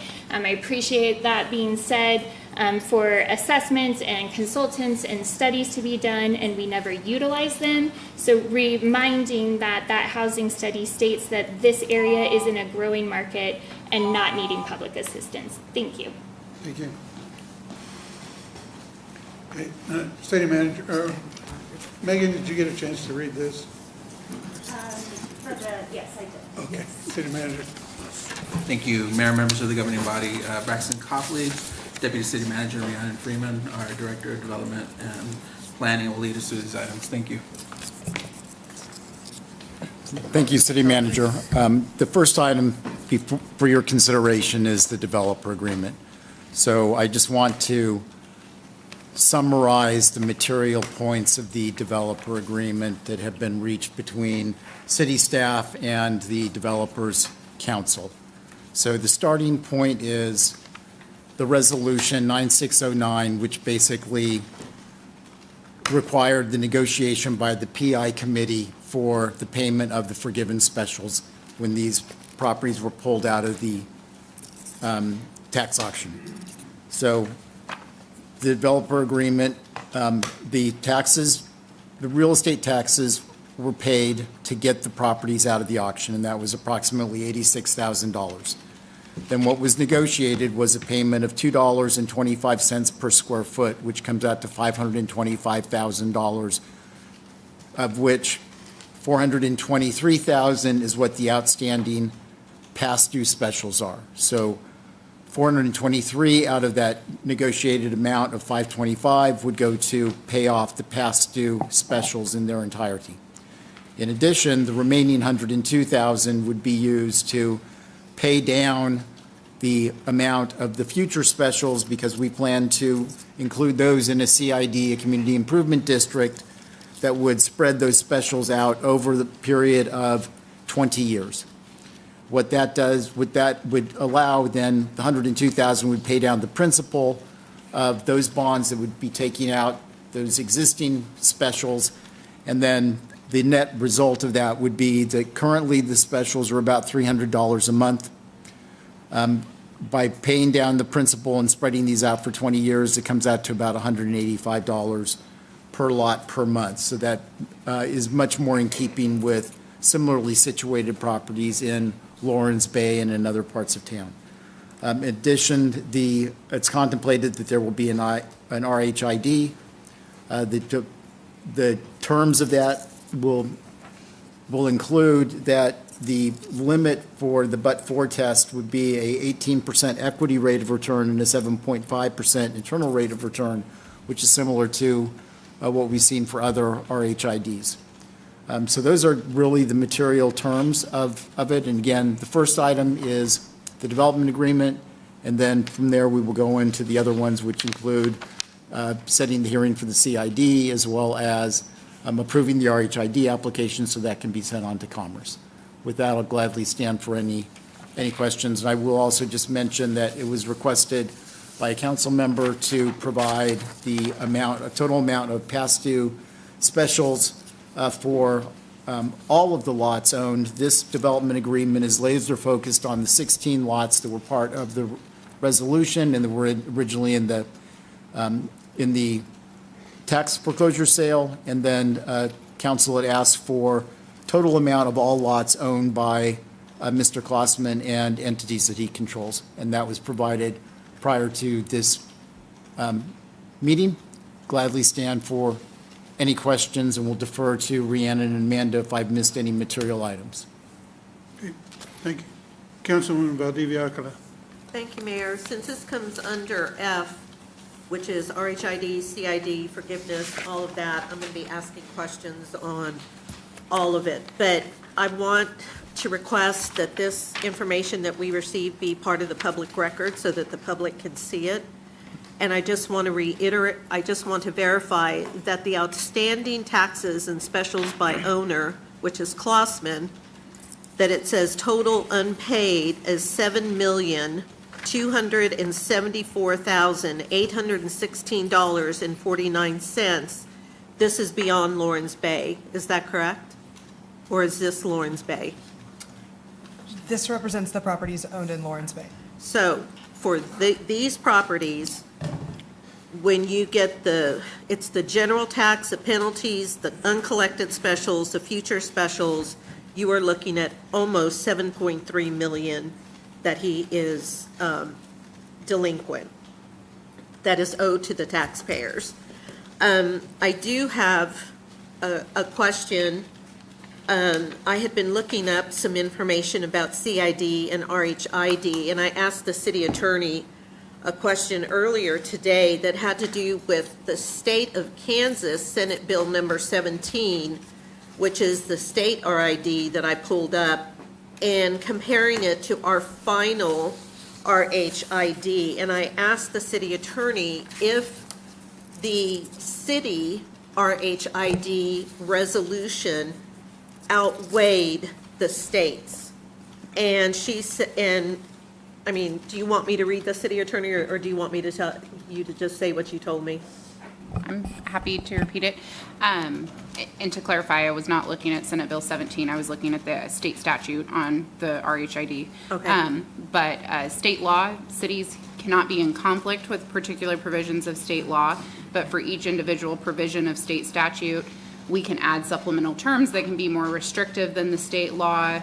So there's provisions of the RHID Act that control, such as setting the resolutions, requiring approval from the Department of Commerce. If the act is silent on something, we can weigh in. So each individual aspect of it has to be analyzed. Okay, so for this, and it may be because I'm looking at Senate bill, you're looking at statute, so that may be why you tell me that it's all okay. But one of the things that I had seen was where it specifically stated qualified census tract means should be used in RHID. And I didn't see any qualified census tract, and the qualified census tract has to do with lower income realms. It means an economically distressed urban area that is qualified census tract as defined and designed or designated by the United States Department of Housing and Urban Development. So that wasn't in this RHID for the city. So can you just tell me how I got it right or got it wrong and what trumps what? Can I see what provision of the statute's broad and it has different requirements for different types of cities, different rules on where. So I guess I need to see what you're looking at to be able to. It's the Senate Bill number 17. From what legislative session? The RHID's been amended multiple times in various sessions. It looks like this was 2023. Because after that, we revised our RHID to have not rural, but have reinvestment, as it states in this Senate bill that looks like it was amended. So if this isn't something that you can answer, I figure I know which way the votes are going to go tonight. So I understand that this is probably a done deal already, so you can just answer, we can talk about this Yeah, I'm happy to look later. it up. I'm just trying to figure out to make sure I know what you're looking at. Right, and so I can share it with you. The other thing is that I had looked up CID as well on the city website, and it has community improvement districts, 911 Walnut, Downtown Ramada Inn, Holiday Square, Crosswinds, Cyrus Hotel, Southeast 29th Street, Wheatfield Village, Wanamaker Hills, Sherwood Crossing. Was there a specific, how did Lawrence Bay, which is residential, how did it make its way in as a CID? What helped that move it in that sphere? So CIDs, we generally in the city of Topeka have only done sales tax where we've done like a special 2%, but CIDs can also be done as special assessments on property. So when I was asked as city attorney, how can you expand special assessments, that was the legal remedy that I could come up with. Okay. And I will say that this information that we're looking at that has the breakdown that I want to become a part of the public record, I cannot tell you how absolutely irritated I am that for as long as we've been talking about this, I remember first voting against things in, I think, August or September, and it's taken that long to get one piece of paper with everything on it. And to me, and I mean, I have a lot of emails, that I've sent asking for specific information, probably been a pain about it, I get it. Anybody can come up and defend it, but to me, there's no way to defend it, that it was a way just to keep this clarity of information evasive. The other thing that I also really am very concerned with is some emails from a lawyer, a Klossman lawyer, that, in my opinion, were not fully explained to us as a governing body and could almost be seen as misleading. And that does not sit well with me, because attorneys, directors, whoever they are meant to help the governing body understand complex situations. And so, like I said, I'm sure the votes are all there, but I just wanted to speak up on that and to make sure that this is part of the public record. Thank you. Okay. Further comments or questions? Deputy Mayor? My big thing is, my big thing is, again, is recouping what we've lost as much as possible. I don't know Mr. Klossman, have no real reason to meet him. I did receive a email from his representative about, thanking me for my comments, but I'm not doing this for Mr. Klossman. I'm doing this for our tax base. Get the money back that's owed to us, get the future money that's owed to us, and as Ms. Pimlo said, the taxes that are on those houses that are built already in that property range, that generates about, I just looked at one house, it generates about $5,000 a year in property tax on a built home there. So, that's one that I looked at the Shawnee County property search website to find it. So my main thing is get the money back we're owed and generate future money, get the specials so where they're just not sitting there like they have for the last 10 years and sitting there. It's, if we're getting 80% back compared to 100 to zero, as I've said several times, all those specials, once it went to auction, they all disappeared. So, the uncollected specials, it says on there was 3.7. So if all these properties go to auction, we lose $3.7 million that we were owed. And that's state law. We have no repercussions to that. So my thing is, I'm trying to get us our money back and get houses on the tax roll in the future. So this is a pilot program. We're only using 16 properties of the 100+ properties. If this doesn't work, we go another direction. But this to me is a way to get our money back and a way to earn future money. Thank you. Councilman Banks. Question, Bryce. I see that there are several different LLCs on here. So just for clarity for me, did Mr. Klossman inherit these taxes, or were they like doing his time, or were they just? His general counsel is here. I don't know the answer to that question in terms of at what point did Mr. Klossman purchase these lots? Did they have outstanding taxes? I'm not going to guess. Okay. Well, I see that we've gone back and forth like Councilwoman Alcala just said, back and forth for months and months, and makes it real difficult. First of all, I don't even understand why we're so interested in Mr. Klossman. We should be interested in how did we get here? Who should we be talking to? Somebody's responsible for not collecting those taxes. So I don't know who that would be. How can we make a clear, decisive decision about how to recoup or work a pilot program, what if it happens again to another developer? What if, I mean, shouldn't we be trying to find out how we got here? I've not heard anything about those types of actions. It makes it very, very difficult. I've gone back and forth. I could never, in principle, support this. I just couldn't do it. Thank you, Mr. Mayor.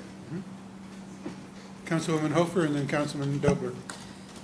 Mr. Mayor, can Ms. Sork answer the question that David put forward? If the body would like to hear her. Jennifer? Thank you for the opportunity to come before you tonight. Let me explain a little bit of the history of Lawrence Bay, which is a short but long story. So back in 2005, 2006, before any of this governing body, I was actually just a graduate of law school, to be honest. There was a developer in town, and normally when housing developments are developed, they're done in 40 sections, 40 lots at a time. Those special assessments are applied, and then you move forward. Well, unfortunately, this developer in the city of Topeka developed all 200 plus lots in one big swale swoop. So that's why there's so many lots that are currently platted and assessed special assessments back in 2007, 2006 range. There's like 4 or 5 different ordinances that authorize the special assessments. That was not Mr. Klossman nor any affiliated party. So then 2008 happens. You have the economic crash and a number of other, you can read lots of newspaper articles. I don't know what's the truth or not the truth, but the party no longer is able to develop, and that land is all foreclosed on. There are a couple of banks. That's why there's still banks that are still on the hook for outstanding specials. I believe the 3 lots purchased by the city of Topeka are all owned by a bank who is unable to sell those lots. And so one of the local banks that I won't share tonight, but had majority of those lots, which is one of the LLCs. So you're asking the history of that. One of the LLCs was formed in that transaction with the bank, and they actually owed the past due specials. And that's when they came to Jim and said, hey, we know that you're committed to the city, and we think that you can help find a plan.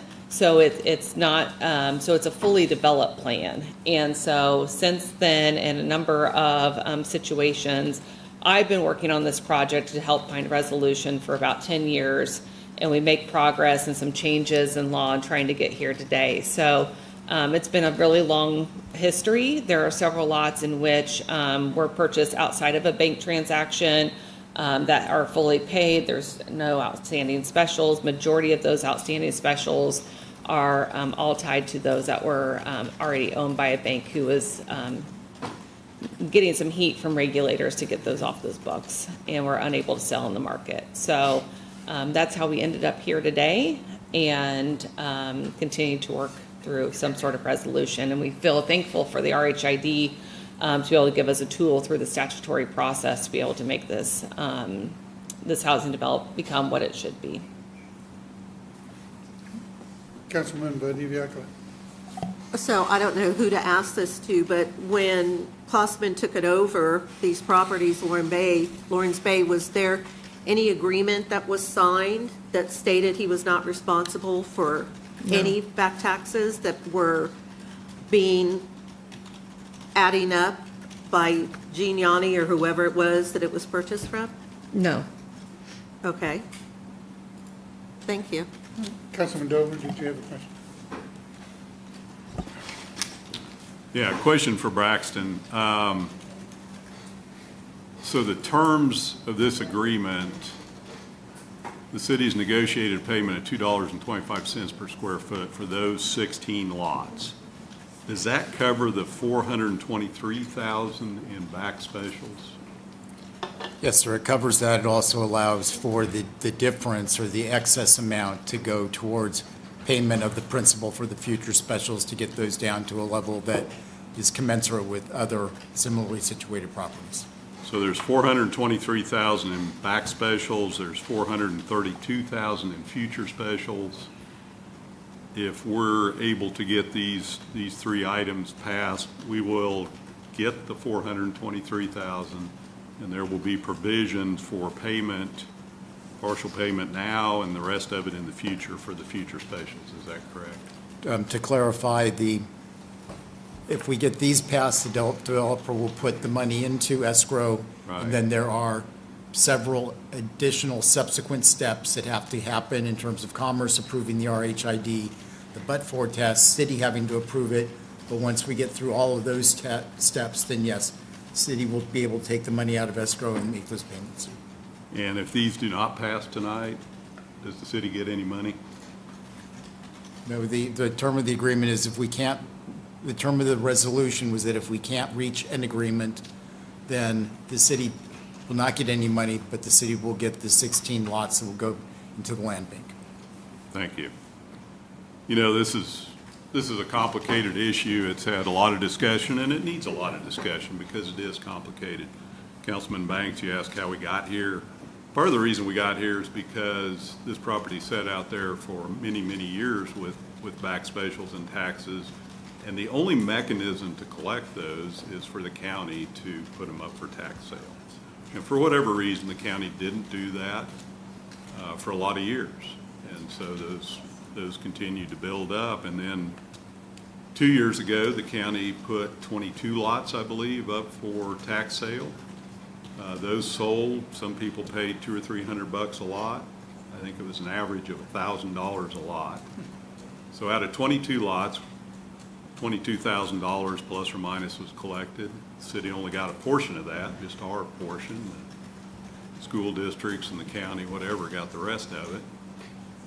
And all of those back specials were gone. Hundreds of thousands of dollars. We'll never see those ever again. Several of those lots, they couldn't develop on them because they don't have utilities. Some of those lots all of them are sitting there. None of them been developed on. Some of them have paid their taxes, continue to pay their taxes. Some of them have not. So we'll see those lots eventually in a tax sale again. These 16 lots went up for a tax sale in 2024. Same thing would have happened. We would have lost all of the back specials, all the taxes, frankly.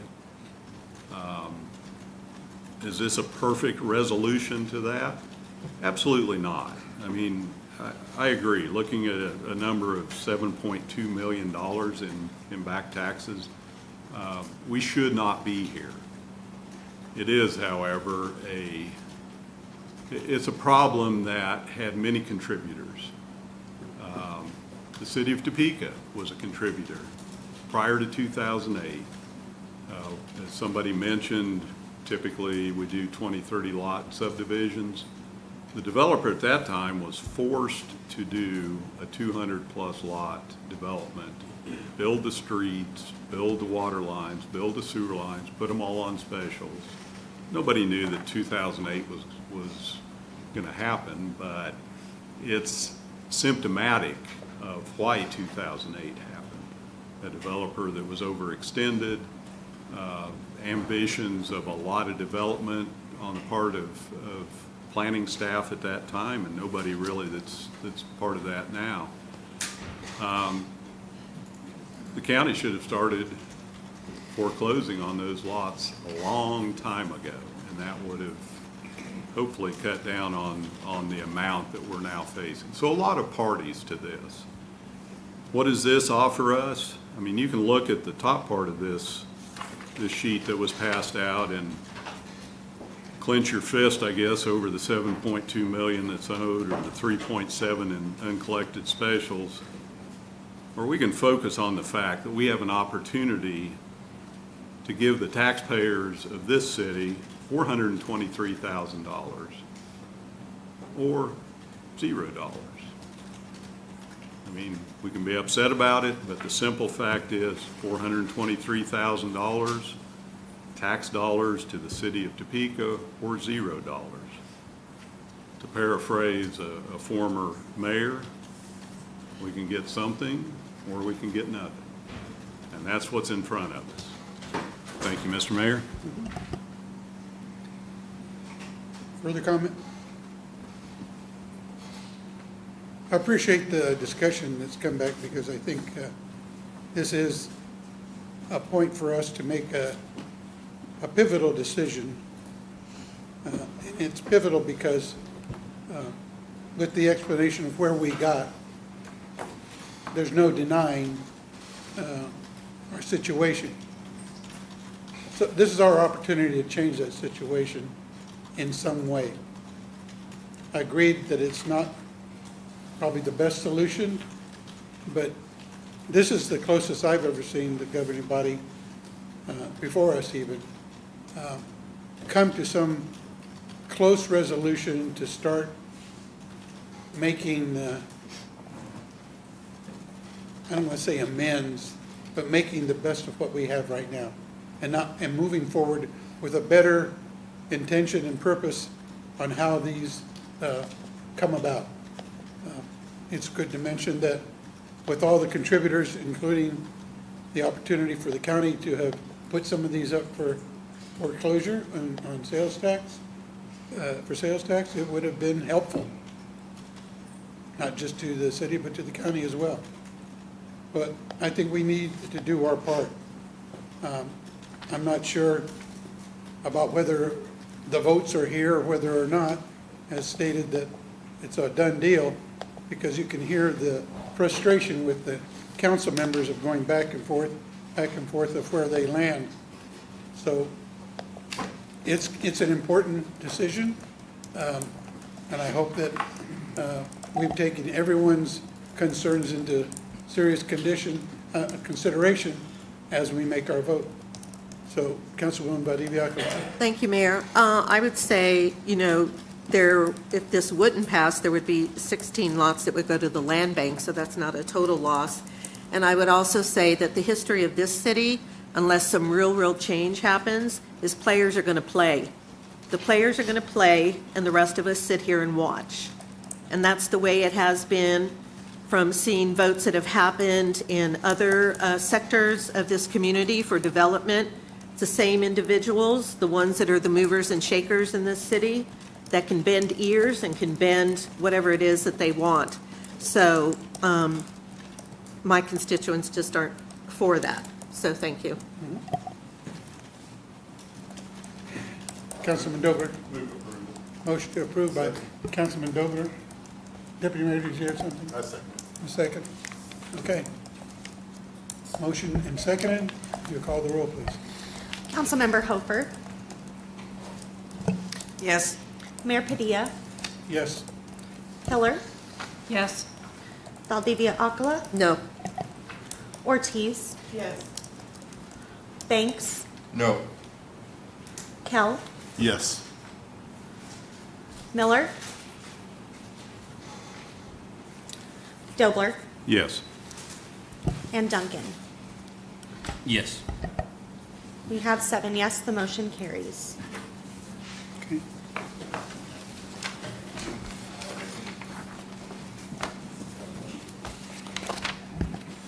Can you hang on just a bit?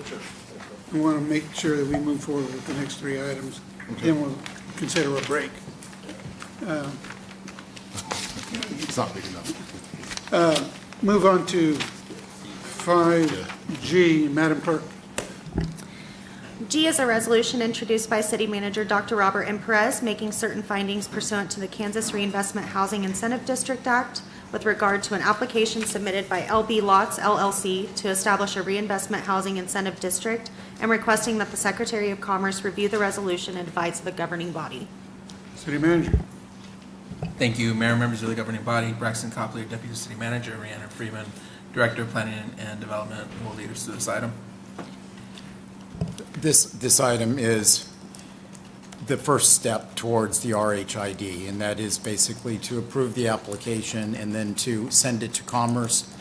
If and when it's approved by Commerce, then it comes back to the governing body. We have our financial analysis, do the but-for test, and then we would bring a resolution in front of you seeking the approval of that.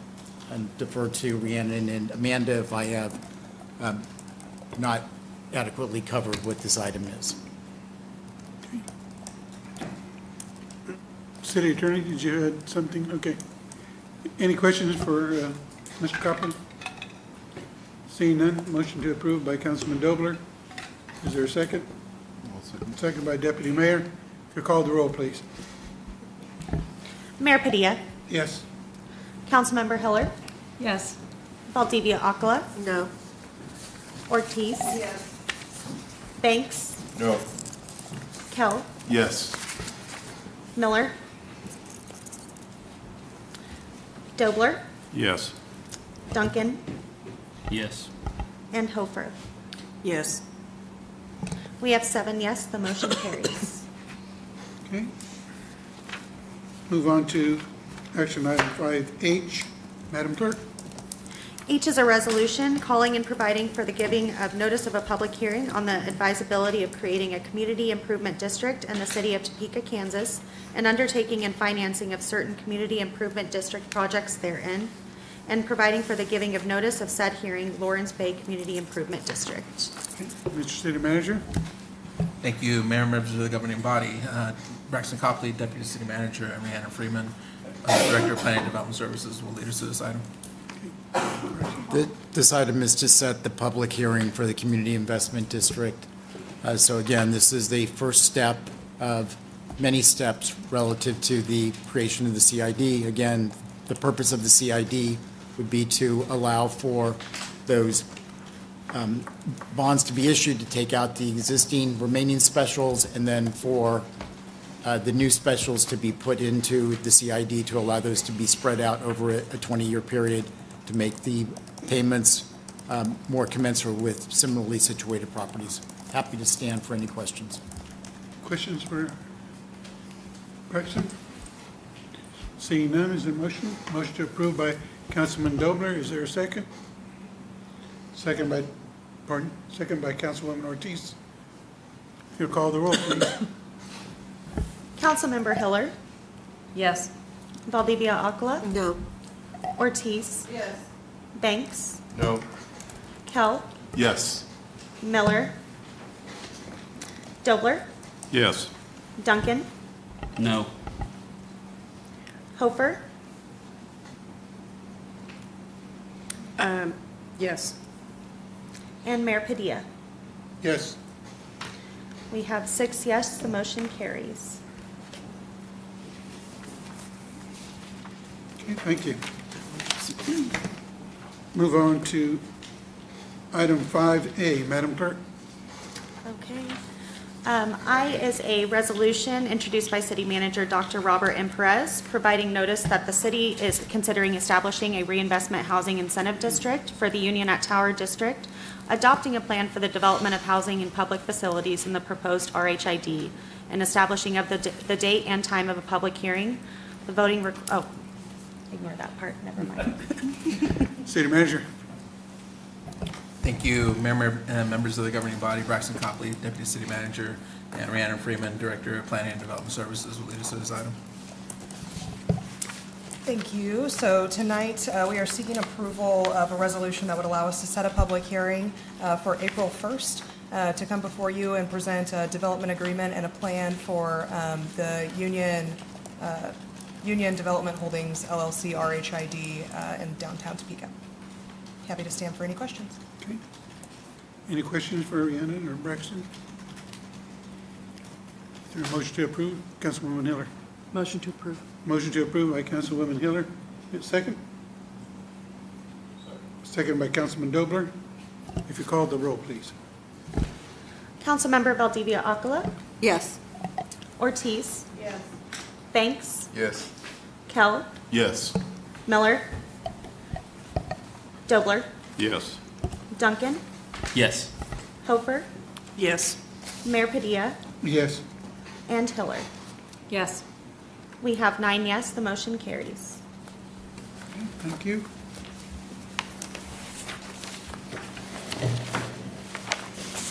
Next item is 5J. We do have a gentleman signed up to speak on this item.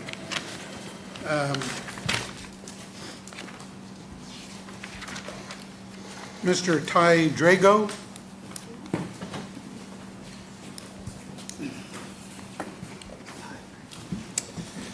Hello, Mr. Mayor, members of the council. My name's Ty Dragoo. I'm the president of the Bison Ice Sports Association. For the intents of this conversation, we're the advocates to build a community hockey rink in Topeka. We're just here in support of the community hockey rink that's being discussed tonight. Our sole objective is to get a full-time sheet of ice in Topeka, Shawnee County, and if there's anything that can lead to that, and this is a small step in getting towards that, we're fully in support of it. One thing I did want to say in front of this body is I've heard some people say, well, we don't need to do this because pro hockey's coming back. I could not disagree more, because the pro hockey that's going to be using the rink over the Expo Center is almost going to be exclusively for just that hockey team to use, practice and play their games on. Also, it's going to be tore out multiple times as the Expo Center does events. So having this type of ice really grants the community the access that it deserves for the amount of population that I think the city of Topeka serves. So, and the surrounding area. So with that, I'm not used to city council meetings. I don't know if I stand for questions or not, but if I do need to stand for questions, I sure can. But we are huge advocates of it, and thanks for considering it. I have a question. This is a permanent installation? Not to my understanding. It's Okay. going to be temporary installation. Okay, all right. Deputy Mayor, you look confused. So we went back to temporary? It's outside, it has to be temporary. Okay, I mean, the structure's gonna be there year round. Okay. Right. That's why I got confused Okay. here. 'Cause That's what I meant. We've had temporary ice for a while, and where they just rip up the whole structure at the end of the winter season. I just wanna, because I was on the committee prior to. Okay. We would be fully in support of a permanent ice rink. So if you want to put a Morton shed over it, we'd be really happy about that. So anything we can do to help advocate that, we're for. Okay. All right. Well, thank you very much. Thank you. Deputy Mayor. So I was on the transient guest tax up until the first of the year, and this is something a lot of people came to us, and as Mr. DeGrew said, that there's not been access for several years now for ice in Topeka, for just ice skating and for possibly like a 3-on-3 little community hockey tournament or something like that will draw in a lot of people. Whenever there is a public skate at the Expo Center, it does draw a large crowd. So this will be something we can turn around and build off of. And during the summertime, we can use it for other events. There's several things that go on at RHID Plaza that it could be used for during those events. We also can use it for, I threw out ideas of dodgeball tournaments or a basketball tournament or something like that. So it could be year-round use. It doesn't have to be strictly for ice. That's the reason I advocated for the non-banked aspect. It was initially an oval shape with a bank to it, which would have limited it to just being ice skating. But by having it be a flat surface all the way around, then it allows for multiple uses throughout the year. Thank you. Councilwoman Hofer. Okay, we didn't get much of a chance to explain what is up in front of us, and I'm going to have Josh explain the financial portion of it. But basically, what we're doing is looking at our money going towards the base, the concrete permanent base that will be there year-round. It will have other uses besides being for the ice during ice skating hockey season. And that portion will be temporary. It will be there 3 to 4 months, give or take. They will roll it up, put it away, store it, and bring it out the next year. We're going to be, the transient guest tax basically will be the start.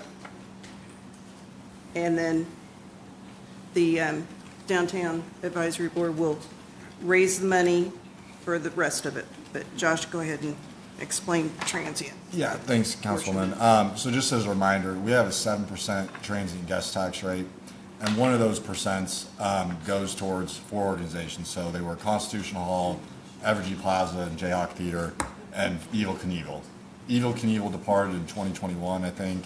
And then what this resolution would be doing is distributing the remainder of what Evel Knievel would have gotten to this project. So the total budget for Evel Knievel was $300,000. We distributed $119,811 to them, so they would get the difference to that, which is about $180,000 going forward in total. Okay. Questions? Councilman Duncan. It's not a question, it's just a further clarification. We've actually already approved this. What was before the Transient Guest Tax Committee was an adjustment on the final number we know of the total amount that the Evel Knievel was left remaining, plus some date changes that they needed, the foundation needed because of construction timelines, sponsor timelines. So really, we've approved this. This is just a correction, an amendment to that contract, and it's sort of a final clarification of the dollar amount now that we know what the actual amount is. So that's really all we're doing tonight, Mayor. Thank you. Appreciate the detail. Anything further? Any motion? Move to approve. Motion to approve by Councilman Duncan and second by Councilwoman Hofer. Could call the roll, please. Councilmember Ortiz? Yes. Banks? Yes. Kell? Yes. Miller? Dobler? Yes. Duncan? Yes. Hofer? Yes. Mayor Padilla? Yes. Hiller? Yes. And Valdivia Aquila? Yes. Okay, we have 9 yes, the motion carries. Okay, motion carried. Thank you, Josh.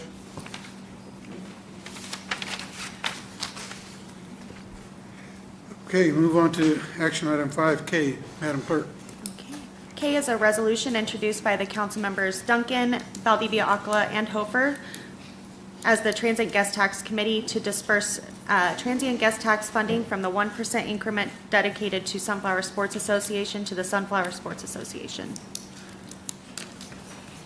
Okay, City Manager. Thank you. I'll defer to the committee for any questions or, and I guess to Josh on the financials. So this was also approved 3-0 at the last TGT committee meeting. So when I said about the 7% earlier of transient guest tax, there's also 1% that's dedicated towards Sunflower Soccer. And what this amendment, or this resolution will be doing is dispersing $450,000 of that fund balance that's built up to their next-gen lighting project. And there is a video that they have, and I think Dustin's in the crowd if he also to answer any questions, but that's the high-level overview, but what the governing body would be approving. Let's go ahead and watch the video if you're ready.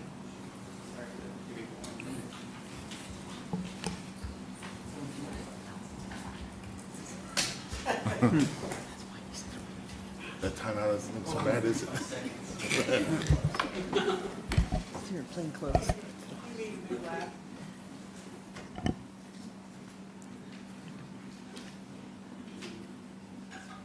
The all-new Sunflower Sports.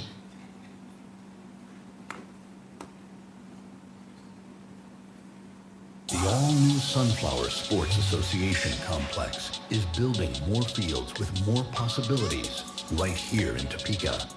Artificial and hybrid fields for year-round games with stadium lights shining down on moments that matter. We're bringing back high-end competition to the capital city. Join us in a new vision for youth sports in Topeka. We believe in empowering athletes to achieve their highest potential, both on and off the field. A goal we are determined to win together.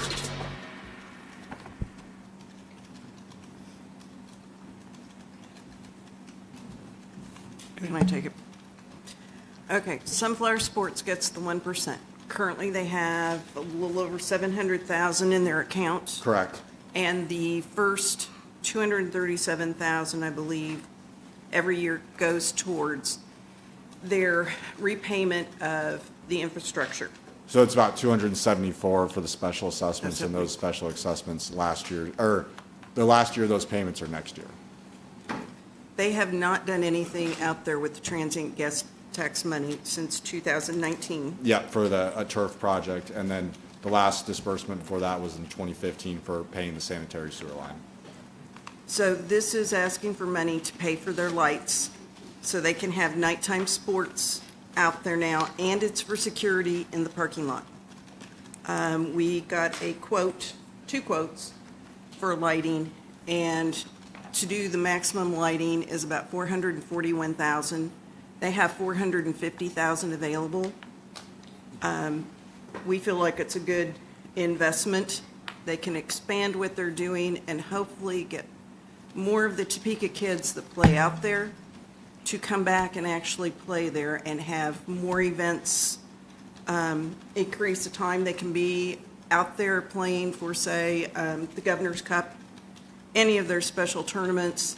That means more kids are coming to town, spending the night with their families in hotels or going out to eat. It's all about what economic development opportunity is, and we're asking for us to be able to approve, which we have to approve their expenditures like this, so they can get started.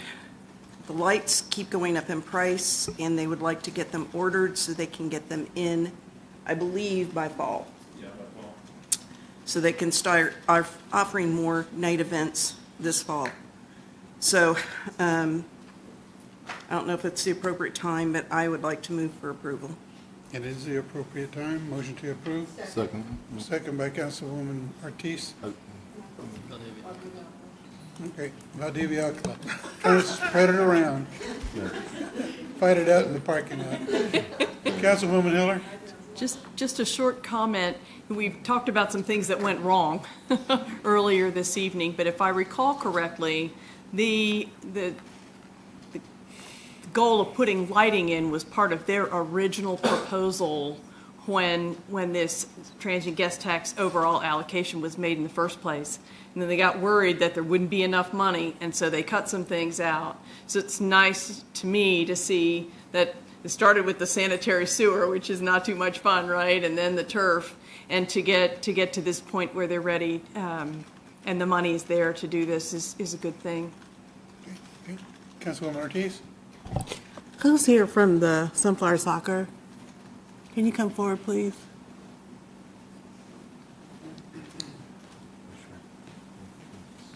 I'm glad to see you guys are getting back on your feet. I know COVID hit you guys really, really hard. I don't know if anybody knows that, but it did hit them really hard. And you guys had to take out a loan. Yep. And so you're getting back on your feet. In the original plan, if my memory serves me right, there was a walkway, a path. Where are we at with that? Correct. So right now that walkway is just going to be just on the internal side of that parking lot. There wasn't one put in on the outside of it. I thought it was. No. Okay. It's all grass. There's partial walkways to go through. Right. But then obviously there's fields based off the placement of those fields that would end up blocking that walkway through. So it wasn't established to make that connection. Okay. I would like to see that again, because I thought it was on the outer side, towards closer to the highway. No. So and I know a lot of people have been wondering because why the kids are practicing or whatever they're out there doing. You've got so many people walking, and it's just not safe, in the parking lot, So that's why I was asking, because you got a lot of people that are walking in the parking lot. And so I was curious that if there was any extra money, if we could do something about that, because your lights, that's going to be a really big game changer there. You're going to have more people out there. No, absolutely. And so I'm happy. My grandson number one, I don't know how much longer he's going to play, but it hits my pockets every time I have to go to Kansas City. It hits my pockets, and I'm like, when the hell are we going to stay home? And he's probably going to be too old by then, But it does, it does hit my pockets. So that's just something that I wanted to know. Where are we at on that plan? Because that was part of the original plan, and if we can expand it or do it in phases or something, and I'll call you and talk to you about it. But I'll speak to that real quick. Sure. Because the idea that this improvement is a 5-year project. Mm-hmm. And so obviously doing a wraparound on the sidewalks isn't going to be beneficial because most of that's going to have to be tore up for additional parking lots or for a second entrance. So if we did something, it would have to be a temporary kind of solution. which unfortunately would not be ADA probably compatible. So it's something we can definitely look at. Well, let's look at it, whether, because maybe down the line it could be more permanent, No, So absolutely, yeah. I think a lot of people still remember that. A lot of parents still remember that. Well, I think like the idea, like everything will be connected on one side, so you'll have walking paths that are permanent walking paths to and from the fields that are connect across on one side of the field, and then also on the other side and then on the back side, because there's still 40 acres out there that have not Right. been developed, and that's the goal, is to develop the whole 98 acres that we have to compete with Kansas City, but also bring in youth tourism, and then provide a place for our citizens to play, practice, and all that fun stuff.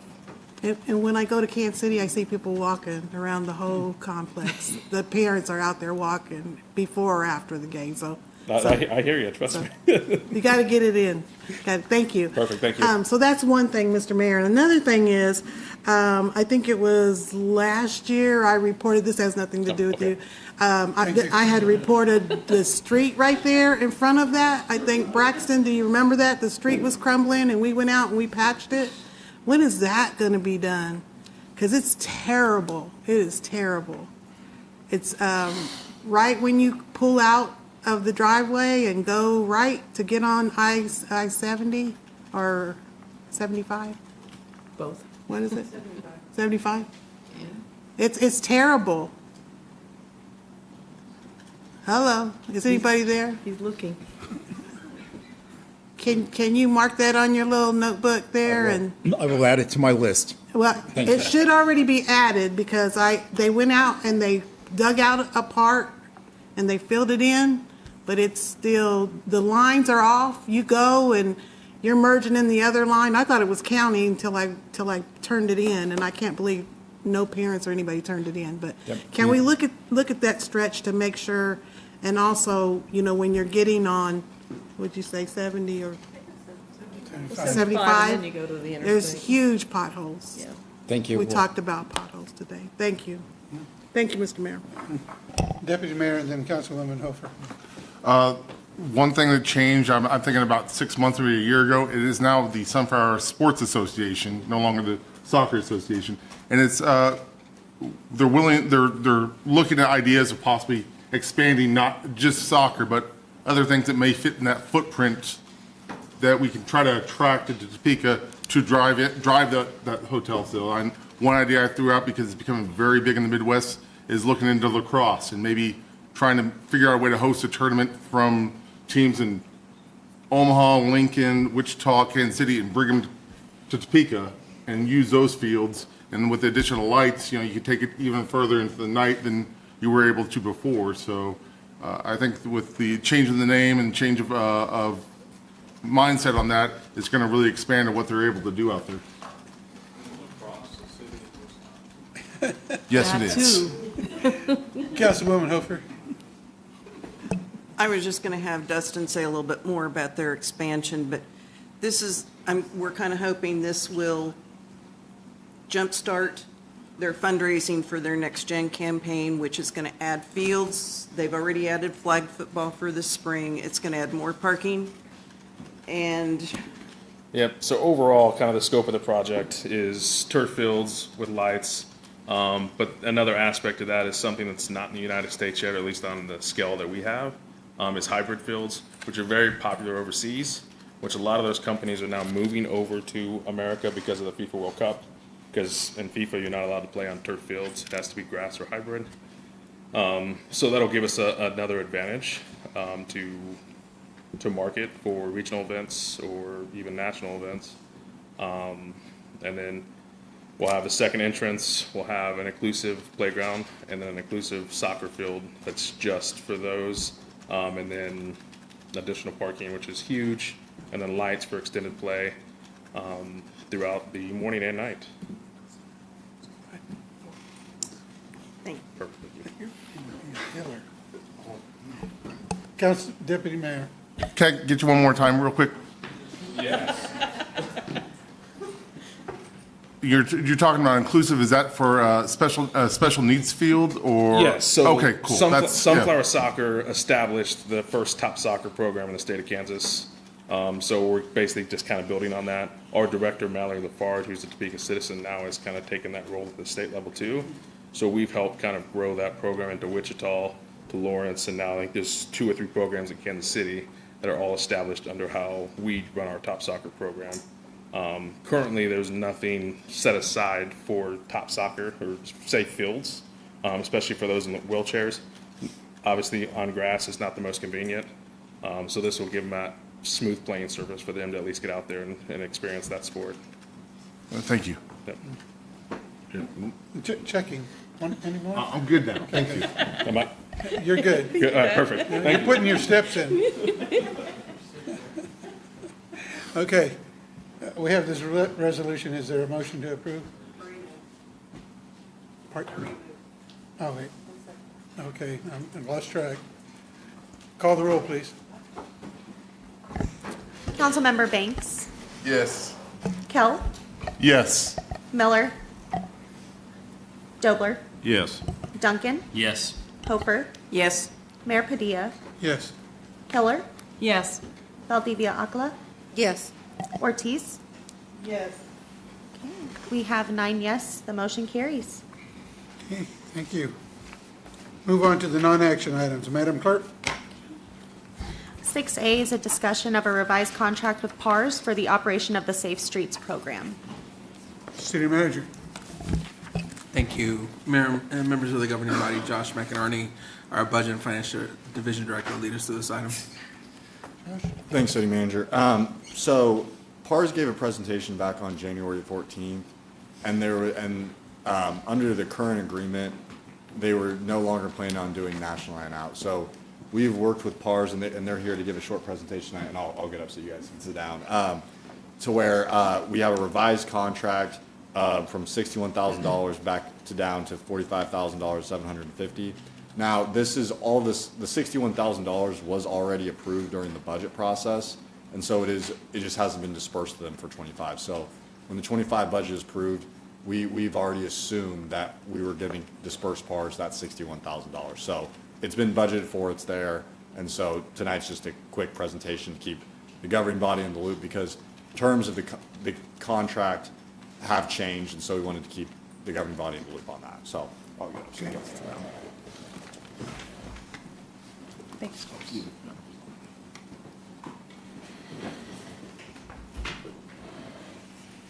Good evening, Governor and governing body. We're back again. I'm Nandy Chikansky. I'm the Executive Director at Prevention and Resiliency Services, or PARS. And with me is Isabel Huckins, who is a contractor that's working with our agency on our Safe Streets program at this time. So sorry about that.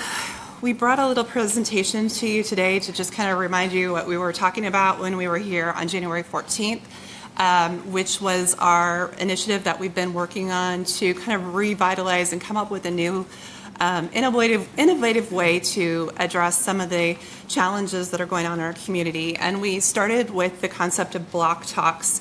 And the reason we did this is because residents in our community are wanting to be in an engaged with their neighborhoods and have safe communities. And we know this because Civic, or Community Inspired Violence Interventions Coalition, has done town halls in the community where they interviewed community members at Central Park, Hillcrest, and in Oakland, and those folks indicated safety was a big concern. We understand too that there are barriers for some of our neighbors in those areas, particularly like time, transportation, and accessibility. We also know in some of these communities that we're working with, there's a lack of trust with just a number of things for a number of reasons, services, institutions, and we're trying to build that collaboration and trust at the same time. We also know that our community health needs assessment indicated that safety is a big deal in our county. So what Block Talks do is basically we are engaging on the ground, engaging communities. We're having resident-led gatherings. It's flexible in how that looks. Sometimes it's meeting up at the park. Sometimes it's at an NIA meeting. Sometimes it's standing on the porch and having a conversation. or even a phone call after hours. Continuous engagement with people. It's not a one-time thing. It's constant. Hi, here we are. Oh, you're back again. Having conversations, letting people know that we're here for them. We're working to build trust and we're working to improve community. And also, we work with partners in the community to really try to get this initiative working and moving. And one example of that is Omni Circle is doing a cleanup at Central Park on March 29th. And Isabel's been actively involved, knocking doors, talking with our neighbors about being a part of that and investing in their community. Let's see here.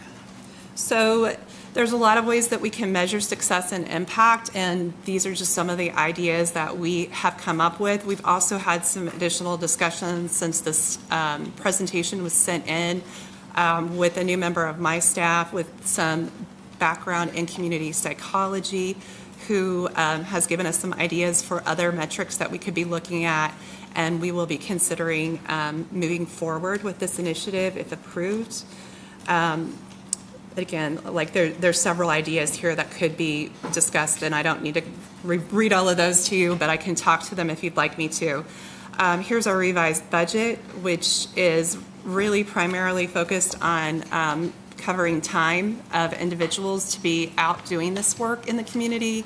There's a little bit for supplies, a little bit for transportation, contractual, and for our copier, because we do a lot of printing and getting materials into the hands of people so they know who to call, they know who to reach out to in the needs that they might have. So that's just a quick, really very quick run through. I know you've had a lot before you tonight, and Isabel and I are here, and we'll be happy to stand for any questions. Councilwoman Valdivia. Thank you, Mayor.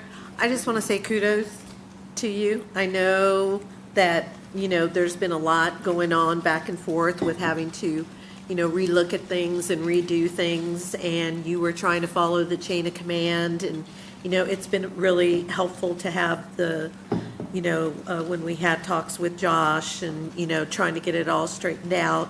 I understand that you do a really good job and that you care deeply. I understand that you have a history of education of children in your background. And I also want to say that the city staff has been really good. I understand that there has been some challenges that, you have had that were not with city staff, and I apologize for that. And I think that was out of context and unnecessary. But understand that you both, and PARS and Safe Streets, as you reimagine with these new ideas that you have, understand that you have my support. Okay, thank you. Thank you, Mayor.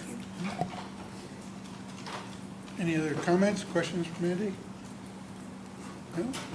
Councilwoman Hitler. I did have questions, and I really appreciate getting a chance to spend time with Mandy and Danielle and Isabel. I'm excited about seeing this energy start again in our kind of that grassroots engagement start as well. And so we talked a little bit about some of the things from my neighborhood perspectives, and they're very open to that, and I'm excited about working on this.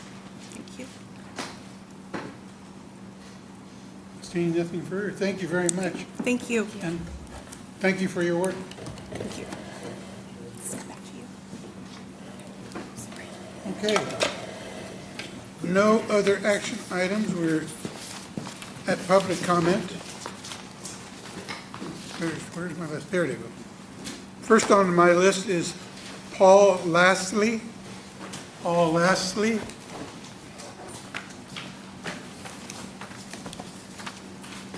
Sir? I'm sure everybody knows me by now. I've been waiting some time now, ever since the ordinance was passed, to come up here and congratulate everybody for their efforts and thank them for what they've done, tried to do. It hasn't been successful.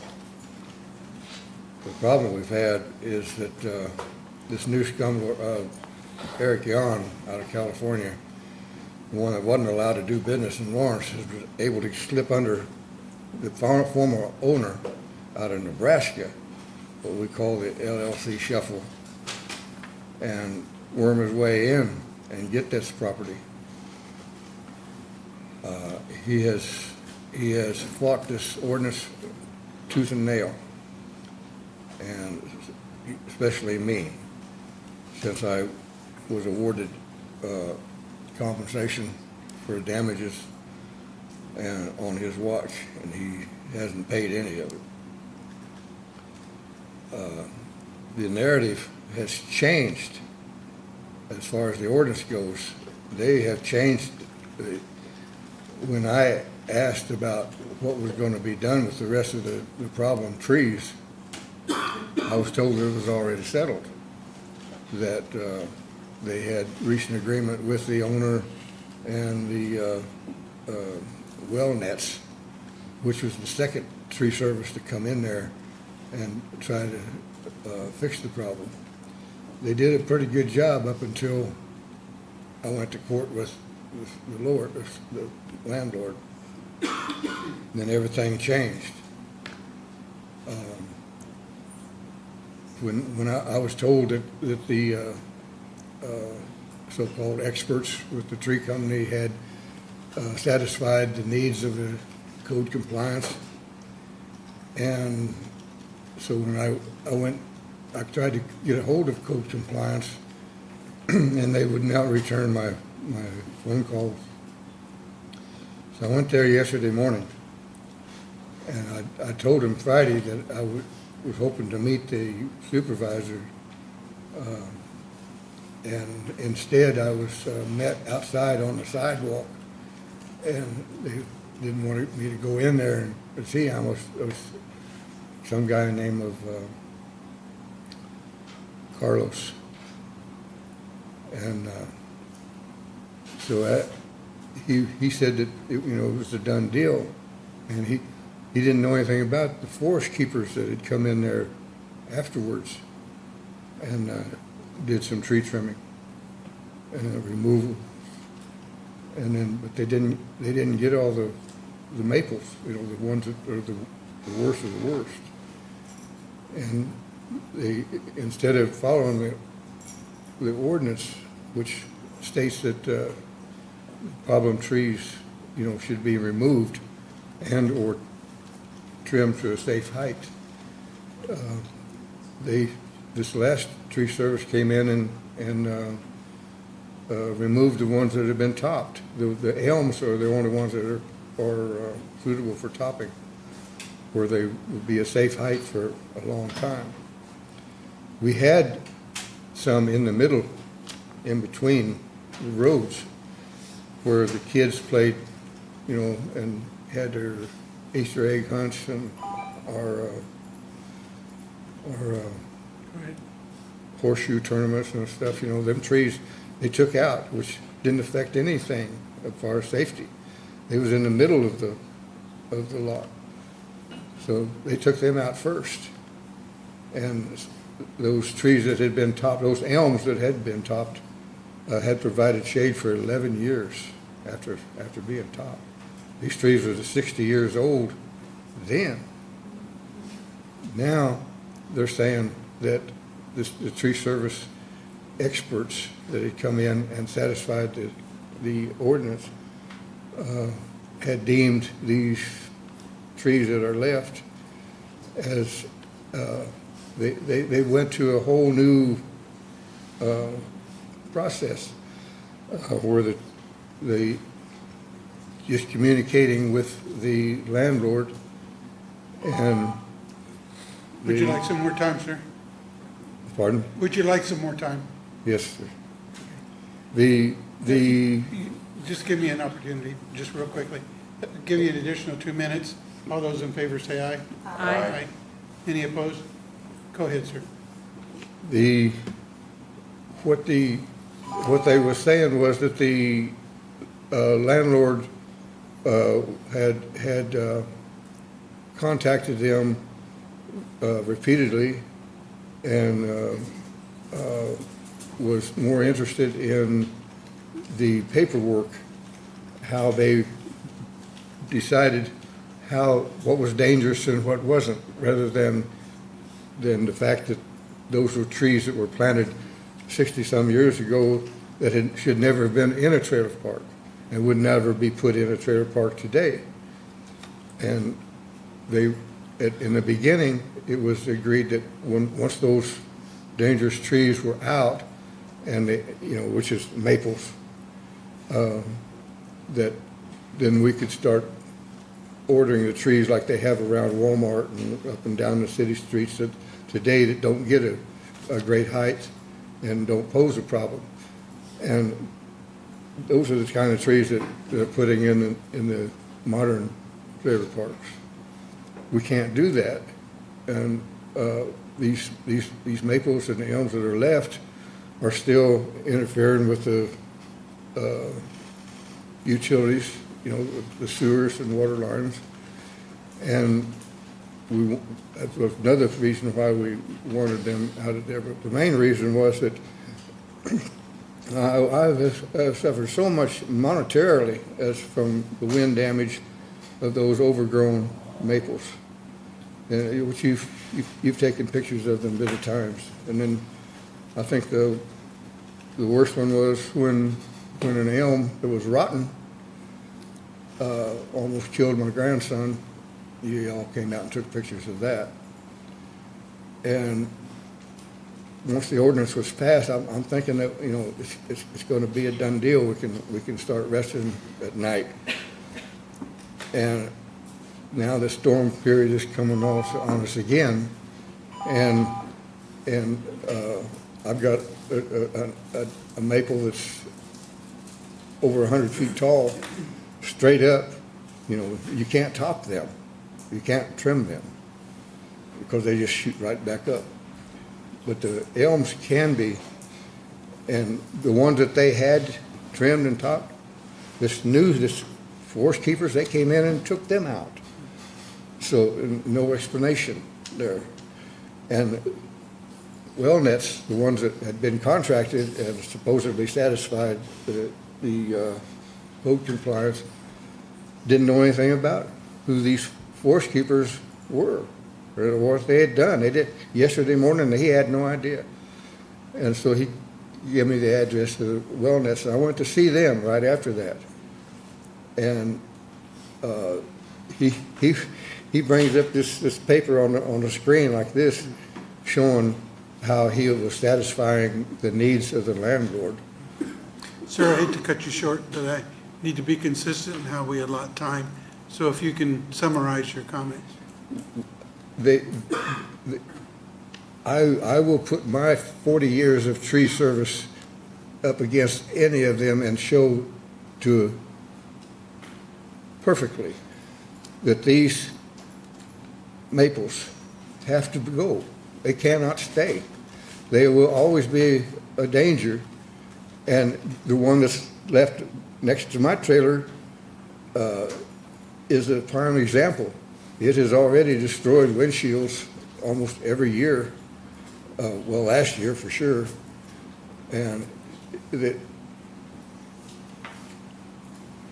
something has to be done. I mean, we can't plant trees among those trees. It would be a waste of time.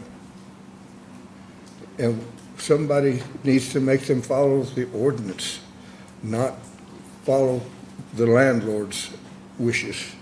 He's even asking about whether I'm sane or going to live very long, much longer, and how my cancer is doing, and and yet when I tried to call him and talk to him, he don't even answer the phone. Okay, thank you, sir, for your comments. We'll do some follow-up. Your time is up, sir. Yes. Thank you. They don't want me to talk that much. Mr. Henry McClure. No truer woods been said. Good evening, Your Honor. How are you? I'm well. Tonight's a good night. I'm glad I came down. Ronaldo used to say, Henry, why do you come down and you get better views on your Facebook and YouTube? But I'm glad I sat here through this because I'm telling you something. 1, 3, 5, 7, and 9 are up. It's an election year. But what I heard today, I'm snapped over Lawrence Bay. Because one of the biggest problems with Lawrence Bay was the city. The city didn't deliver things on time to Gene Yanni.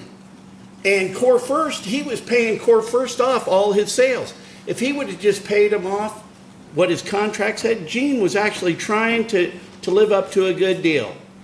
And Gene Yanni and Jim Klossman were partners in some deals. As a matter of fact, you ought to cross-collateralize the property with one of the LLCs on Fairlawn, same LLC. But here, let's go back to what was said, because when I started bringing this up over the county, I didn't know, you might know I ran for county commissioner. You might not have known that, because I guess there's such a distance between you and the county. Even though you see each other for a decade together at Jetto, where you and the county could have worked this out, you're still going to blame it on the county? I mean, my God, the treasurer's job is to collect the tax. But when I brought that up over at the county, Richecker and Cook says, no, Henry, you don't know what you're talking about. They said that a lot. But listen, the city can foreclose on the specials, and why don't you do it today? One of the best play is going to play. Now you guys can play. You guys can go ahead and foreclose on the rest of the specials today. Put yourself in a position of strength.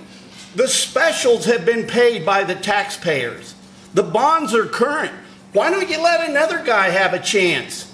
Let some other schmo walk in here and say, you know something, I'll try to make a deal with you. Because he ain't the only one with money.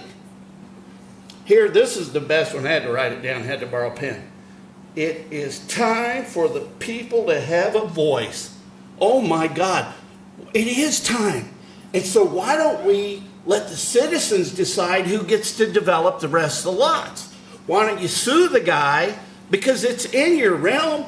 I'll go back through my archives of Henry McClure Live at the county. But don't come here tonight.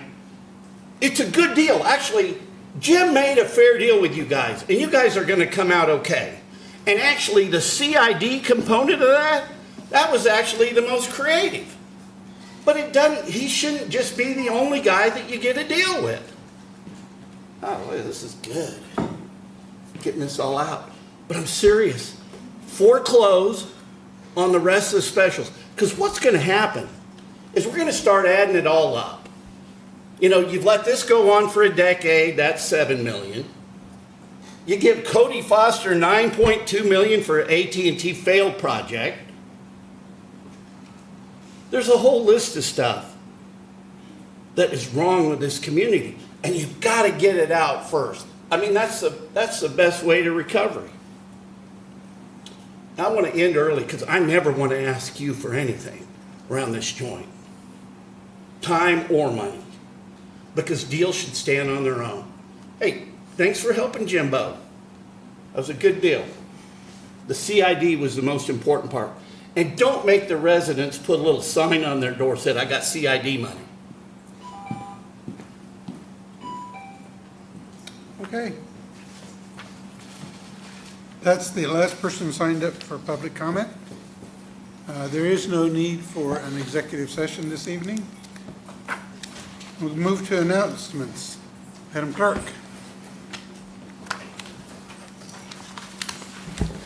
The April 1st governing body agenda, we will have one appointment to the Civil Service Commission, 2 presentations, the Human Relations Commission annual report, as well as the Topeka Metropolitan Transit Authority annual report. Consent agenda, we have 1 noise exception. Action items, we have 3 resolutions from the PI committee for various projects.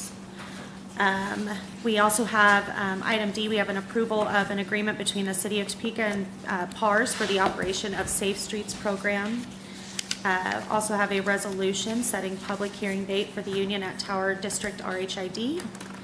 Non-action items, we have 2 discussions, and that is all. That's all I've got. Thank you. Thank you. City Manager. Nothing for me, Mr. Mayor. Thank you. Okay. Ask our governing body members. Councilwoman Valdivia Alcala. Thank you, Mayor. Just in reference to the constituent that was just here shortly before the meeting, Director Chardine sent me an email and saying that the case has been closed in that trailer park of the constituent, Mr. Lastly. The arborist abated all trees that were identified as a nuisance per the ordinance. But after that, he was still not happy with it. So what I'll do is I'll just touch base with Director Chardine this morning, but I did just get this text from him. That's Appreciate it. Thank you. Councilwoman Ortiz. Thank you, Mr. Mayor. I just want to say that we've had a lot of second place winners, and I'm hoping that Washburn will pull it out. And